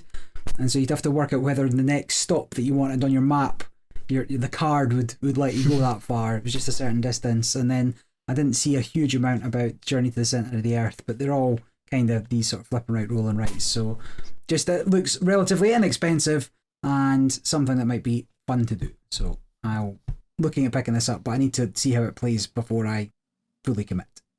Yeah, I haven't played any of the previous ones, but I do like a flip and right. You like Welcome to? Yes, I do actually. Yeah. Well, I mean, I was flip and right. I guess I meant the and rights. I feel like I've played another flip and right. But I can't remember. X and right. Yeah, there's not many of them, is there? No. But I do like Welcome to a lot. Welcome to is very good. I like Welcome to and Cartographers.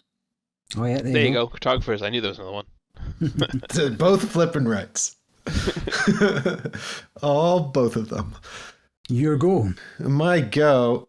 It might be crossover. Dun, dun, dun. There's actually one of mine is also on Barry's list that I can see here. So, but the one I'm going to talk about here is actually Malediction. I don't know if anyone's seen this. This was a Kickstarter campaign, and it looks absolutely bonkers. And I'm not really sure what to make of it.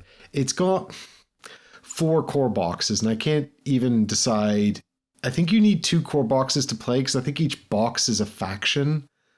But what they've described this as is a mashup of skirmish games. They've said like Warhammer. It looks way smaller scale. It's a skirmish, not a giant tabletop war. And the game time is sub 2 hours. It's 45 to 90 minutes. I don't know if it'd actually be that fast. But who plays Warhammer in 90 minutes? Like, Hey, tournaments. You had 2 hours. 2 hours. Had to get it done. But there's an assumption there that everyone's super across everything. Like, Yeah. when you're studied experts who are in competitive play, you can get it down to still half an hour too long. But I don't think this would play in 90 minutes either. But it's marketed as a mashup of Magic the Gathering and Warhammer. What it actually is it's sort of deck building with, and it's not even Magic. It's specifically Commander, because you have a Commander style leader who has stats and things, and then you recruit units that come with, or characters, I guess. They're single figures. It's not like regiments. It's just single figures that come with cards, and you put all the cards together into a deck. And then the board itself is not a board. It's just the 4 corners, and you just mark out the space on your table. So it's a free movement like Warhammer, right? It's a measured movement. And that's one of the things that was interesting to me, because on the one hand, like, I'm not generally a fan of that because it's so fuzzy, and it's like, it can be like this. I was looking at the rules for this, and like, there's a lot of like spatial considerations, because ultimately what you're doing is sort of playing like a king on the hill. You get points for murdering enemy units. You get points for capturing these relics that are on the board and holding on to them. If you die, you drop the relic, you lose the points. Sad. So you're trying to get into the spaces with these relics, and then other players' figures can get into those spaces, and then you have to duke it out so until one person is left and picks it up, the relic. And then you get the points for that. But you've got these cards with all your stats on them, and units have hit points that they can lose through combat. And the cards are all sort of multifunctional as well, because you're bidding on the initiative each round by playing the cards from your hand, and the high bids win it, and the value you're using is essentially their mana cost. It's not like they don't have all different kinds of mana. It's just one. I think they call it Echoes, but it's a resource that you use to play cards. And that's the only resource in the game. So I've got a game that's not unlike this, which is The Edge Dawnfall, right? Which is a skirmish game. It's a hex-based board. It's Awaken Realms, like first or second Kickstarter. And again, you deck build before the game using the units. So you'll pick a faction, you'll take a certain number of units. Now, and it also has a King of the Hill element, because you're trying to capture these crystal resources on the board. The big difference is that it's hex-based movement, and the deck building's way less freeform. So Malediction is way more versatile in what you can do with the deck. Now, whether or not that's a good thing, I don't know. But what really intrigued me about this is that it's incredibly well reviewed by like everyone who's played it. Everyone thinks it's really good. And I was looking at it and I was like, I like it. Like, I really like Edge Dawnfall. I wish it was easier to get to the table with less buy-in. Because it does require you to sit down and actually think about what you're doing. And largely we play on vibes because nobody knows what's any good because we just don't play it often enough. And I don't know if this would be the same sort of thing because this looks like it's borderline a lifestyle game, but it's obviously just a small company that's set up to make this thing that they're making. But it was a Kickstarter campaign. Some people have already got it. They've been playing it and it's been really well received. And I do like the idea of free movement. I think it's really difficult to implement well because you start to get into these questions of like, just measuring everything constantly. Fortunately, there doesn't seem to be any rules about line of sight or anything like that. And I don't think the characters shoot each other. I think they mostly beat on each other. But that's the impression I got from whatever searched. But anyway, I'll definitely go and check this out because I just thought it was really strange and unique and interesting. And it seems to be getting really good feedback. So I'll go and have a look. And if it's quick... Yeah, I'll check that out as a former 40k addict. It's a 3 out of 5 in weight as well, which puts it barely like a 0.5 above wingspan. Everything is on the wingspan scale. If there's no shooting, if it's all focused on close combat, then doesn't everything just run to the middle of the board and smack? Isn't that how no, because the relics are dotted around the board, and you want to capture those because they're big points. Okay, fair enough. And there's some terrain as well. Each faction comes with this terrain, and the part of the game, the opening setup is taking turns placing terrain and then picking a deployment zone and stuff. So is this for sale at Essen then? I believe so, yeah. So, and is it sold? I'm just looking at it. It looks like it's sold in multiple. Do you buy a faction? Is that right? And someone else that's what I was thinking, right? It looks like they have 4 faction boxes. So I think you need to buy 2 just to play. But I'll be able to invest... you buy one and your friend buys one. Yeah, exactly. You both have to commit to buying something, though. So I don't know. We'll see. I'll have a look at it, Essen. I'll go and see if I can get a demo of it, because I just thought it was really intriguing. And normally, I might have overlooked this if it didn't purport to be so fast. If it really plays in 90 minutes and it's quite accessible, like that's pretty cool. So we'll have to check it out. Yeah, definitely put that on my radar. Thank you. Following on from Barry's one, his flipping right, I'm going to bring us to a rolling right. An IP that you've probably never heard of. Mike knows what this is. No, I don't. It's my 2 least favorite things, like flipping rights and rolling rights. I know you don't like rolling rights, but you're going to like this one, Mike, because you are probably the only other person in the world that's heard of this IP. Barry, I'm sure you've never heard of The Hobbit.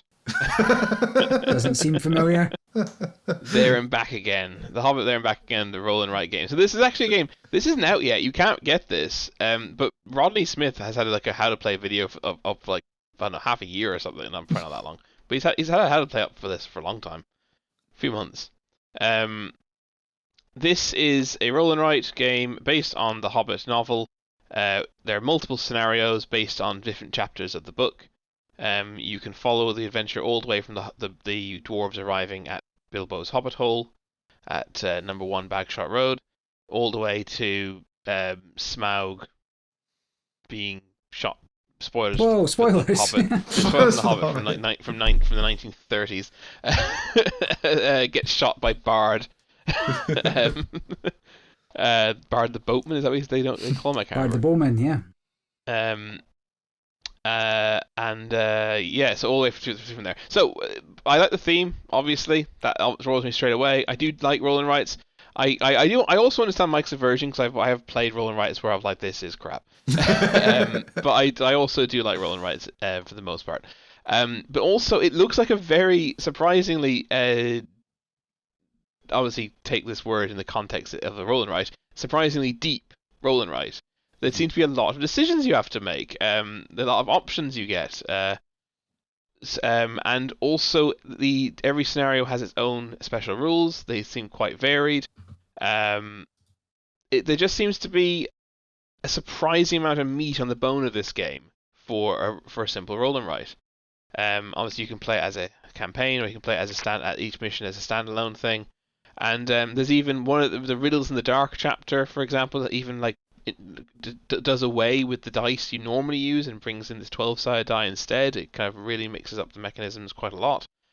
So yeah, it's just I enjoy roll and writes often, and this is a theme I love with campaign would be a strong word, but a campaign of sorts to play through, with surprisingly meaty and weighty decisions to be made, where every player is, even with the same dice, every player is going to be doing very, very different things. Yeah, I did look at this, and I do enjoy roll and writes as well. I looked at this and the 2 Arkham games, the Innsmouth Kingsport and Arkham, which are also writing games, but ultimately I didn't.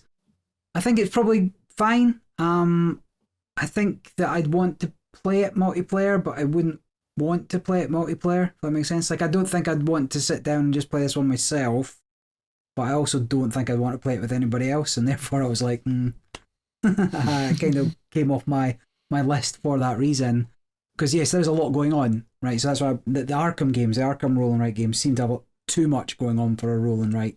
I don't know if that would be the case here. There's a lot of dice, more than just your pick a couple type one. I guess I'd give it a go, but there's some first-time designer as well, so I'm not sure about that. Yeah, some strange guy. Is it Reiner Knizia? Do you say the K? I forgot to mention it's Reiner Knizia, actually. Yeah. But there you go. See, it didn't even need the clout of the designer to be exciting. But yeah, well, look, I'm excited for it. Mike will probably, I'll almost certainly pick it up there, and they're quick to play, so Mike will probably be forced to play it one night. Teach him. Yeah, I think like if this didn't have the theme, I wouldn't really be on my radar at all. What about the Reiner Knizia clout? Hold up. Like, should we go over a list of how many good Knizia games there are versus bad Knizia games? Well, I could say that about Steven Spielberg films, and yet people love Steven Spielberg. He's got a lot of duds, far more than he has successful films. Sometimes. Surely there's a cut-off, right? About. Nah, you're Super right. 8. Yeah. No, that was J.J. Abrams, right? Yeah. Well, to do Spielberg. The last game I played by Knizia was Rebirth, and I really liked that. That's good. Yeah. Yeah. I played 3 more since then, but. And 3 more. Knizia. He's only released 1 game since then. Is it the sci-fi? You can play older games. Wait, he did. Mlem was by him. Mlem was him. I did not know that. What you don't realize is he puts out about 80 like roll and writes in German every year. Like he's so prolific. He probably releases like 100 games. This is a the year. one that was good enough to get published in other languages, I guess. Well, in German, this probably had no theme at all, and it was called like paint the walkway or something, And then they were like, oh, that could be the Hobbit, and we could put it in English, But I mean, I'll probably get a chance to play this when you pick it up. Fair enough. I don't know how many games he's put out this year. There's 20 on the first page from 2025. 24 games he's put out this year so far. Yeah, he's crazy prolific. A lot of them will be reprint. Or just like new variations on something like, 4 times as clever, Yeah. Cool. So another game that I seen and looked amazing and thought might be worth playing is a game called Mimirs Challenge. This is also on my list. Yeah, I saw Mimirs Challenge, yeah. So Mimirs Challenge kind of popped up on the radar quite late in its final form. The game is an area control played across. I actually don't know what it's supposed to represent, but there's like 5 petals of a flower. Each one's its own area. Each one gets its own treasures. On your turn, you pick a couple of armies, so they're like tokens that you have. You put them face down. Everybody does that in the areas they're interested in. You flip them up if they have abilities. There's 2 or 3 of the army types that have abilities. They'll trigger at that point, and that'll be pushing people around or maybe attacking opponents' tokens. Then you work out who's got the most Vikings in an area, and they'll get first pick of the treasures. Then you take the treasures, and you're using those treasures to convert them into artifacts. So like the treasures of the resources, they're worth something on their own, but if you have the right combination of them, you can turn them into powerful artifacts that are worth more points and potentially have different abilities throughout the game for you there, and you play that over a number of rounds. Couldn't tell you how many until somebody wins. 4. Is it just 4 rounds? Yeah. I think it's 4 rounds. Oh no, the end of the 3rd round points are 3 rounds. Of course, 3 is the magic number. So it's really quick. It's really it seems like a quick game. The area control elements and like where you're going and what does what. This is only on the maybe list. It looks amazing. Some more games will be better looking these days, but it looks really good. And the only thing I'm unsure of is, like, do you get all your armies at the start, or is it like a rebirth system where you're pulling out tiles and then you've got to make the most of what you've got, or you've got a limited selection, something like that. Obviously, the different treasures that come out is going to impact what areas are more valuable in any given turn. So it's a sort of emergent gameplay. Again, going back to something like Rebirth, where you're kind of making the most of what you got and what you need, kind of going into it. Maybe Rebirth's not a good example, just the fact you're putting tiles out. Simple fun. I think that, the decisions are all kind of player led and evaluation led based on what's out on the board and what you've got and what you're trying to make artifact wise. I mean, this popped up on my list simply because it was got elements of area control and a hidden decision screen, and I was like, "Yep, I'm in." This was on my to buy list. I moved it down to my maybe list. And I can't remember why, but because we can't buy everything. I think that you joke. I think that there definitely was an element of that. I think some stuff had to go, and this one was one of the early cuts, but it was also one of the first games on my watch list for Essen this year. So yeah, one of us at least should pick that up. Yeah, definitely. Yeah, or we'll play Barry's copy. Yeah. I think one of the three of us. I think I had some similar thoughts that actually the cost of it was maybe just above where I would be an instant buy for. €45. So 40 quid-ish. Yeah, it's not so bad, but it says the MSRP is 55, but it looks like they're selling it for 45 for Essen pickup. It's also got a hexagon-shaped box, and I think that was the final nail that put it back into the maybe pile. It does commit the original sin of unconventional box shape. But yeah, still, we're definitely want to check it out in some capacity. So the next one I'm going to talk about is... So this one is one that I'm going to struggle maybe to describe why I'm so excited, and that's partly because it's quite a heavy game, and I'm not yet... but it doesn't... But having looked at the rules, it doesn't necessarily seem that heavy. So this is Epochs, Course of Cultures. And this is a civ building game. And what initially drew me to this was the fact that the designer is Jeffrey CCH, who's the Chinese designer who did... Age of Galaxy. Yeah, who did Age of Galaxy and also the Terrascape game. And so I quite like both of those designs. I was quite keen to check this out. And this is much bigger than either of those. This is sort of the first full big box design I've seen from this designer. And I think it went to crowdfunding.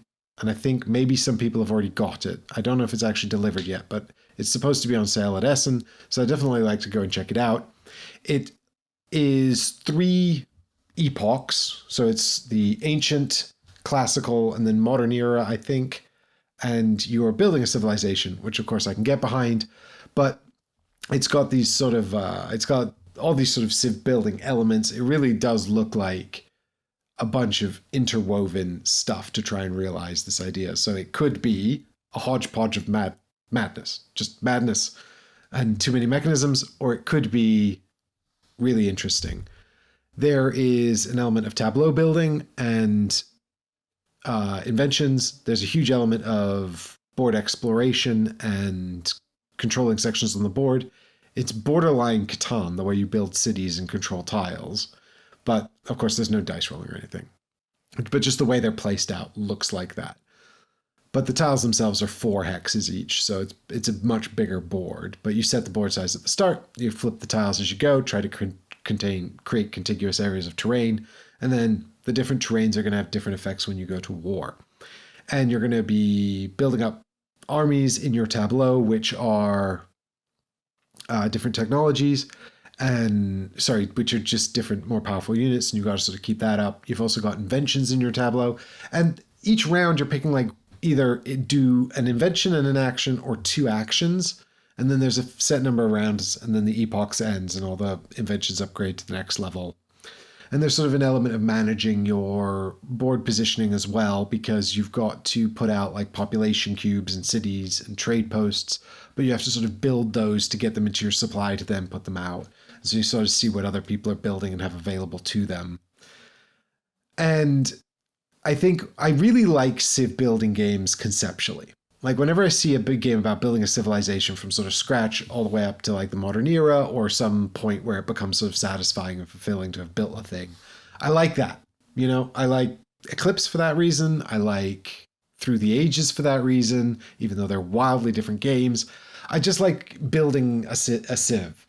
But so many of these sort of games that try to capture like a classical civilization just end up being like overwrought and messy, or they've got some element that just doesn't feel satisfying, or I don't know, something. So like about them where they just don't quite deliver. And so I don't know, I guess I'm hoping this is the one, but I'm interested in checking it out. I thought Jeffrey's other designs have been pretty solid, and I'll go and definitely have a look at this, I think. I also like the shared terrain. We're all on the same board. We're also vying for spaces. We can go to war with each other. We can build trade posts on each other's cities. That sounds interesting. I like shared space as well. So Looks overwhelming. yeah, I mean it's a 3.4, which is definitely heavy, but it's not super heavy. I find civ builders, they're always one higher than me. Sorry, one higher for me than they are for everyone else. I don't know what it is about civ builds. I find them heavier than they are, if that makes sense. Sure. Maybe they're not for me. Perhaps. Maybe they're just not for me, man.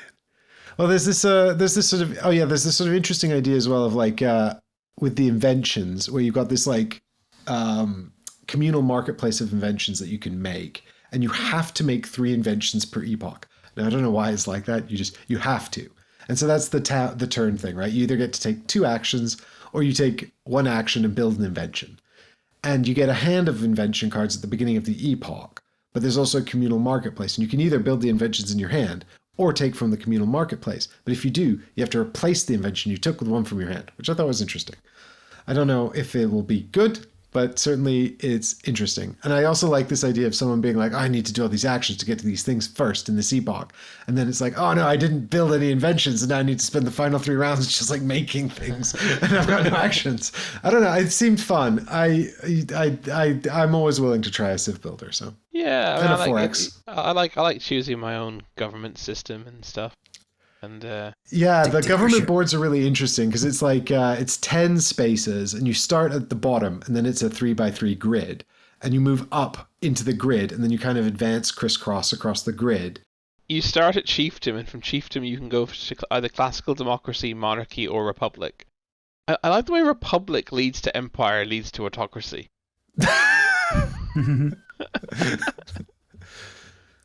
And monarchy leads to constitutional monarchy, leads to communism. Well, now I'd point out that monarchy has 3 arrows. Monarchy also goes to empire and federalism. No, I know they all have 2 or 3 arrows.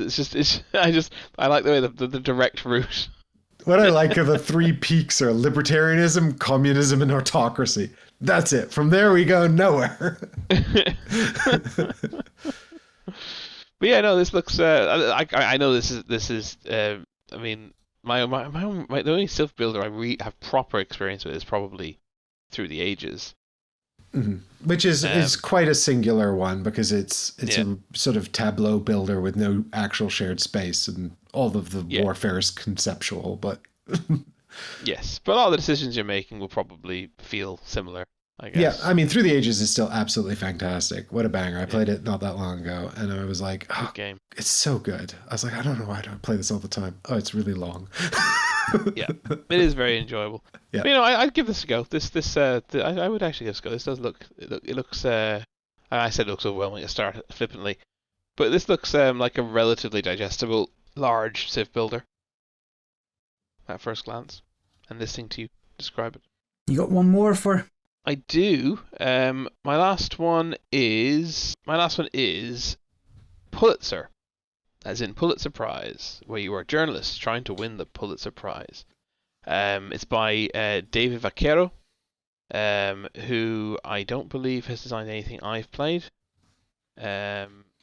He's designed Pizza Express, Silent Z Zombie City. These are not games I've ever played, nor indeed heard of.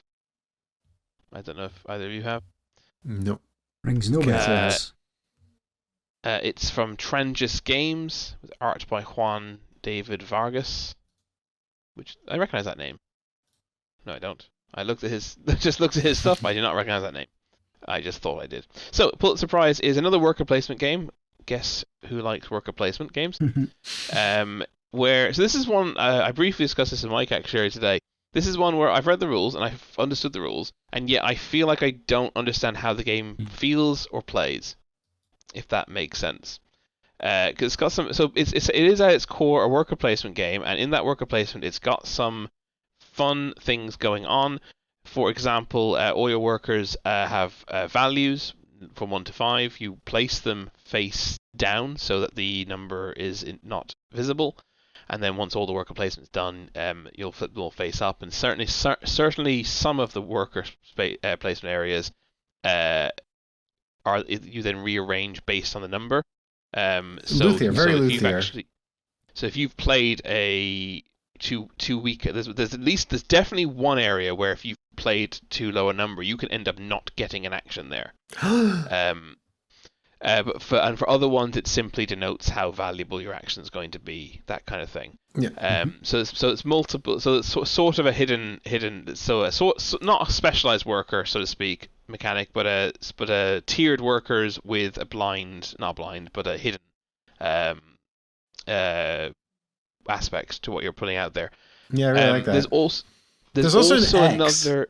Is that just like there's also a worker with an X on it? Is that just a bluff? No, the X is a value which is increased by something. You can basically alter the value of the X. I can't remember exactly how. But yeah, that's cool. The X is going to be equal to a combination of your power, your value here, and your value there, or something like that. Your vocabulary is the number of words you know. Yeah, there you go. And you can actually work to get your X value higher. Sure. And so that's one example of some worker placement funkiness. There's another example where there's an area another worker zone you go to, where there's a grid system where there are columns and rows, and having the highest numerical value between all your workers in a column and the rows gets you a bonus. So the columns give you one type of bonus, and the rows give you another type of bonus. And obviously, if you're the only person who went to a column or row, then you just get it. But that's only one worker placement spot. And then there's the core. Well, this is what I'm saying, but I don't fully know if I understand exactly how the game plays. What I believe is the core thing. What you're really trying to do is you've got this very nice 3D cork board thing where you're taking drawing pins and your string, and you're plotting a path through it. To get your story, to get your scoop. So one of the worker placement areas, which I think is, as I said, the main one, you're basically going out there and you're trying to find evidence for your story. And there's even that worker placement space has a funky thing going on where you send a reporter out to try and find the evidence, and you have someone else who can, in another subcategory of that worker placement space, who supports them. A researcher. Essentially. And I think that support one is the one where you may end up not actually getting to do anything there, depending on the value you played, but I can't remember. And basically, you're going to draw these. This is another mechanism I like, where you're going to draw two types of cards. I can't remember what they're called, but basically, one of them has letters, which denotes the columns on your corkboard, and you have another one which is symbols, which is specific actual. Each column has a Polaroid photograph and a document and a computer, an email, and these various things which represent you finding evidence. And then the value of the workers you've sent to that area and the support they have means you can draw more of each of them, and then you can choose which one you want, because basically you have to combine them so that you can then move. So you start off in your starting position on the corkboard, and let's say you've selected a B card. And you've got a Polaroid picture, you have to move to a Polaroid picture in column B. But you can only move spaces orthogonally on this corkboard equal to the value of the worker you've actually placed out trying to get the scoop in that worker placement spot. And then you move your string and place your pin in this lovely little tactile thing, and you're basically trying to I can't remember exactly what the if I can't remember if you've got specific ones you're trying to get to, or if you're just trying to get around a thing, but that's but yeah, you're basically trying to achieve whatever your objective is in getting all the pieces together, making the mind map work out, and publish your story and win the Pulitzer Prize. And I just like so first of all, I like the worker placement, semi-unique aspects the worker placement's got going on there. I really like that whole drawing where there's two different decks of cards which combine to denote where you can actually move your string along. Yeah, overall, I think it just looks like it's going to be a lot of fun. As I said, I don't know why, but I probably just because there's a lot going on, and but I don't, as I said, I don't have a full understanding of how it plays, even though it's probably the one I was able to describe how it plays in the most detail, which is kind of funny when you think about it. But there you go. Yeah, I mean, like the components in this one are interesting because it's a real pin, right? So it must be a real board at the back. I wonder how that'll hold up to repeated plays, but I don't think it's a real cork board. I think is it? It's a real pin, though. It's a real pin. Is it a real pin? It's a real pin. Sure. I don't know what it's backed with.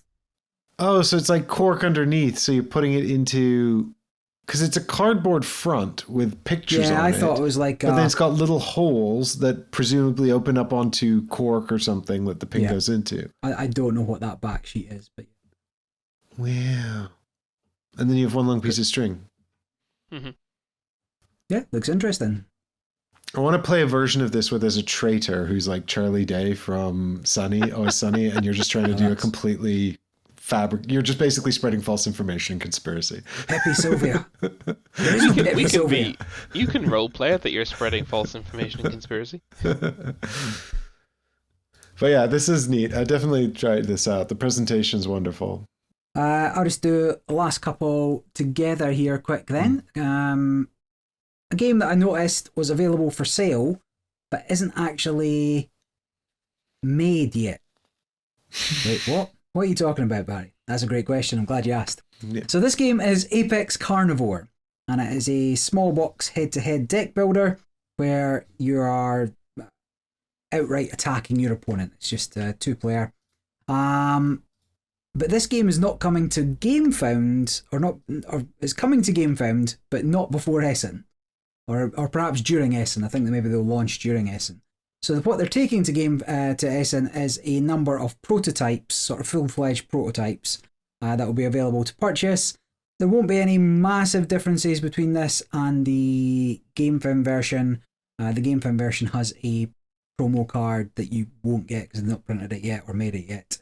The way that this game works is you're going to be drafting recruiting your cards, making your deck builder. It's a proper deck builder, but then cards are going to trigger sort of in order of you playing them, but in addition, you're also going to have to roll a dice. So more powerful effects require a higher dice roll, or higher die roll. It's a d20 that you're chucking to see whether or not it goes off. So I was quite interested in the combative nature of it, and maybe you play a badger and that's like +3 to your next die roll, then you play your bear and that is attacks for 6, but you need to get a 16 on a d20. Those kind of interactions to go ahead, and it's a proper duel. You're attacking your opponent and whittling down their life total, sort of Star Realm style, save for this. But there's the addition of that die, and I don't know if I like that die or not, but other than that, it looks pretty interesting, and I would certainly want to give it a go. I would hope that there's got to be an element of luck. Deck builders have a massive element of luck anyway, in terms of what comes out in the marketplace, what goes into your deck, what order you draw them in. But then the skill part is making the most out of that random input where you're playing your cards in the right order to get the most effect out of them on a turn. And if you don't get that 16 for the bear, have you still made the most of the rest of your cards to chip away at your opponent? So I want to give it a go. I worry that the die might be a step too far, but other than that, it is quite fun. It looks quite fun. Because deck builder is possibly the best mechanism. The greatest mechanism. Second only of to all worker time. placement. So it's worth noting, I was on the BG page there, and I just noticed they are actually going to be selling some pre-release copies now. It's as in literally as of a day ago, they've announced it. Well, it's just a deck of cards, right? So they must have yeah. done some like limited print run of like Yeah. a small number of boxes before they go to crowdfunding, which is interesting. so That's an interesting it's- strategy. Yeah, no, that's what I'm saying. Sorry, like the Game Film campaign will have a promo card that you cannot get at Essen, Mhm. but otherwise, I think it's the full game. So if you buy the Essen one, Barry, can you get that promo card later? No. Can you back it just the promo card level? Well, are you I- going to be able to live without that if you like it? No. You'll have to email them and very politely Yeah. ask for one. I think I'm already on the campaign page. I already messaged them. But I do like that the choice of box art for the apex carnivores are bear, cougar, and otter. Like, Yeah. Hey, maybe the otter. Apex. Yeah, maybe it's more vicious than I thought. And then just one last one. I wasn't sure if this is out in time again or like pre-Essen, but that game is Legions. This is a game, Bruno Catala, set in the Abyss universe, and Legions is their duel game, so their head-to-head version of it. And it's on Board Game Arena, just hit beta today or yesterday perhaps. It is fine. And so basically you have your lords, which I think are called legions in this one. And it's a war game. You're both picking a card face down. You've got the 5 colours, the same as the other Abyss games. So your blue, green, yellow, red. They're just different coloured lords. And they correspond to the 5 areas of the board you're fighting over. Whoever has the lower number goes first. They put their card down, and then if they can trigger a hero, come back to that in a minute, they'll get to claim a hero and put some cards under there. If not, they choose from, there's 2 market tracks, one's the heroes and one is the next set of legions, so they'll get to pick the first legion for the next, well, not for the next round, you've got a hand of 3 cards, but they'll get to take a card into their hand. The player with the higher value goes second, but they get to attack the opposing side depending on which of the 3 legions are left after they've taken their card. So because it's a duel game, I didn't want to get into the full rules, but fine. There's 3 legions out at a time. 2 are face up, 1's face down. If you take, the person that played lowest takes a card, the person that played highest takes a card. Whatever colour's left, the high value attacks that lane and turns all of the opponent's cards face down. So now they don't count for anything. And why does that matter? Because whoever's got the most cards on the side of these 5 battlegrounds claims the token, and that token can trigger an ability. So let's say it was the red battlefield. If you claim that token, every time you play a red card there now, you get to attack one of the opponent's cards and turn them face down. Let's say it was the yellow token. For as long as you have the yellow token, you win ties.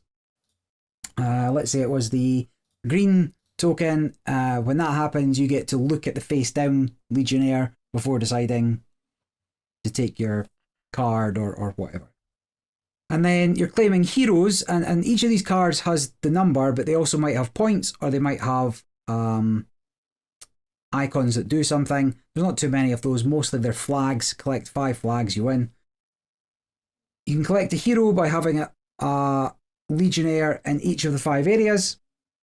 You take from the Legion marketplace, you'll tuck 2 cards underneath from your legionnaire, so that weakens you on the board, but puts them into your scoring area. Alternatively, if you play 3 of the same colour, you've got 3 face up of the same colour, you can take a hero and you can put 2 of those cards into your scoring area, but then that weakens that lane that you've taken the cards from. So there's a few other rules, but that's most of it. Things trigger. The key parts, the heroes, each of the heroes has an ability that triggers when you claim it, and then you're going to remove some of your legionnaires from the battlefields, weakening you there, so then your opponent might get better abilities on it. And the game is fine. It is yet another war game. I happily play it, but also I don't no longer feel the need to buy it. So To be fair, Barry means a variant of the card game War, not a war game. Well, yes, not a war game. I will be buying it because I love Abyss. I love Bruno. And I tried to pre-order this, but they weren't taking pre-orders, so I'll have to find it. Gonna have to run for it. What was the other one? Conspiracy. So Yep, great game. Yeah, like I like them. I like Abyss. I like Conspiracy. I don't dislike Legions. I just don't need it. Maybe you can find out why on the next episode. Yeah. I also like two-player. I also a big fan of two-player only games. So yeah, this one is an automatic buy for me. Yeah, this is a two-player only game. You know, Conspiracy and Abyss play all right at 2 players. Not sure if I ever played either of them at 2 players actually. I think they both work okay. I think they're more fun at higher player counts because you get to see more stuff going on. But also, I don't hate them. Mike, you got one to finish on, or are you all done? Well, I guess the last one I've sort of written down here in pencil because I'm really not sure about it. I don't know if it will be there in English. It's supposed to be, but also the name on BGG is in Spanish, and it doesn't seem to have a Spanish box. This is Paraloco Games, who are also doing Horloge, the astrological clock. This is 3 designers, 2 of which worked on a game I picked up from Paraloco last year called Concilium Urbis, which we played, Chris. Yes. With the voting on bidding on rules for your tile matching thing. Yeah, I really like that. Yeah, I like that too. And I thought that it was an interesting design, and I'm always there for an interesting design. So they've got a 3rd designer on this one, which is a new one from them called Poker of Voces, which is, I presume, Spanish, because they're a Spanish publishing house. Poker something chess, you say? Well, it's in brackets, it says shouting poker. So Poker of Voces, shouting poker. And I looked at this. I can't quite tell exactly what it is. What you've got is a deck of cards and a series of power cards, which are animals. And what you're trying to do is assemble a hand of cards that are the best poker hand. But it's a 3 to 6 player game. And the only way I understand, or the way you have to collect cards is by simply trading them face down to each other and shouting at each other. So I don't really know the mechanism to get us there, but if we are just sort of blind trading cards with each other and trying to trick each other, I guess I'm here for it. Like, it sounds amusing. I like shouting and trading. I really like sidereal confluence. So if we get anywhere near the trading phase of that with this, I'm here for it. Yeah, this looks good actually. I just read the blurb there on BGG. Looks looks fun. Looks stupid. Seems like carnage. Yeah, exactly. and they have capybara representation, which is always good. Who doesn't like? But thematically awful. Capybaras cannot be combined. Capybaras are the most chill animal. Like, they'll hang out with anybody. Yeah, they're super social. That's not thematic. Yeah. I saw a capybara in the wild at Iguazu. It was really fun. I love capybara. Came over and hung out. He was just chilling by the water. I like the raccoon. It's a wild card. It can be anything. But if 2 or more are in the same hand, then players are eliminated. That's too much chaos. Penguins also can't be combined. But don't penguins mate for life? That makes no sense. This 1 out of 10. Not playing it now. Should have picked. Clearly, the Spanish people have never met any animals, but not many penguins in Spain, I guess. It's true. They only know about them theoretically. But it's betting, bluffing, simultaneous actions, and trading, all quick and shouty. 20-30 minutes, the high player count. I'm here for it. I don't think Michael will like this. We'll see. But also, like, some of these, like Concilium Urbis, I've never actually seen in the wild. I don't know if you can buy it. I have tried. I cannot find it to buy. Exactly. So, like, that's the one thing about, like, the Paraloco stuff is, like, Phoenix New Horizon, which was their big one last year, only just got an English publisher, like, 4 months ago. So I think Horloge will get picked up pretty quick because it's so hot this year, and none of them were as hot as Horloge was. But like, some of these weirder little ones from them seem to be really hard to get outside of Spain. So I'll definitely go If, check this if out. considering Urbis, if they have copies actually at Essen, this year I'll probably pick one up. Yeah, and all the cards might be in English this time. You never know. Well, probably not. Now with more Spanish. Anyway, that's it from me. And that's it from him. No, that's an old reference. You got it though. Yeah, I like him, an old man. That's it for me as well. Yeah. Very Yeah, excited. done and done. All right, well, I hope you're all excited for Essen. You're excited to join us on the 5th of November for this final episode of this season. And we will, of course, be back in January after that, but we'll maybe talk about what happened at Essen. We might talk about what we've played. We'll find out what Barry's cool games were that he skipped this episode. But we'll be back for all of that in 3 weeks. So, or maybe 2 weeks for you guys. Hang on. How does this work? 5th of November. We'll be back then. But make sure you subscribe so you don't miss it. Make sure you follow or whatever on the pages you want. And a huge thanks to the patrons who support the show. Without them, we wouldn't be putting out the content we want to in the way we want to do it. So thanks to them. Thanks everyone for listening or watching. Bye. Bye. Mike didn't wave. I have to fix that in the edit, damn it.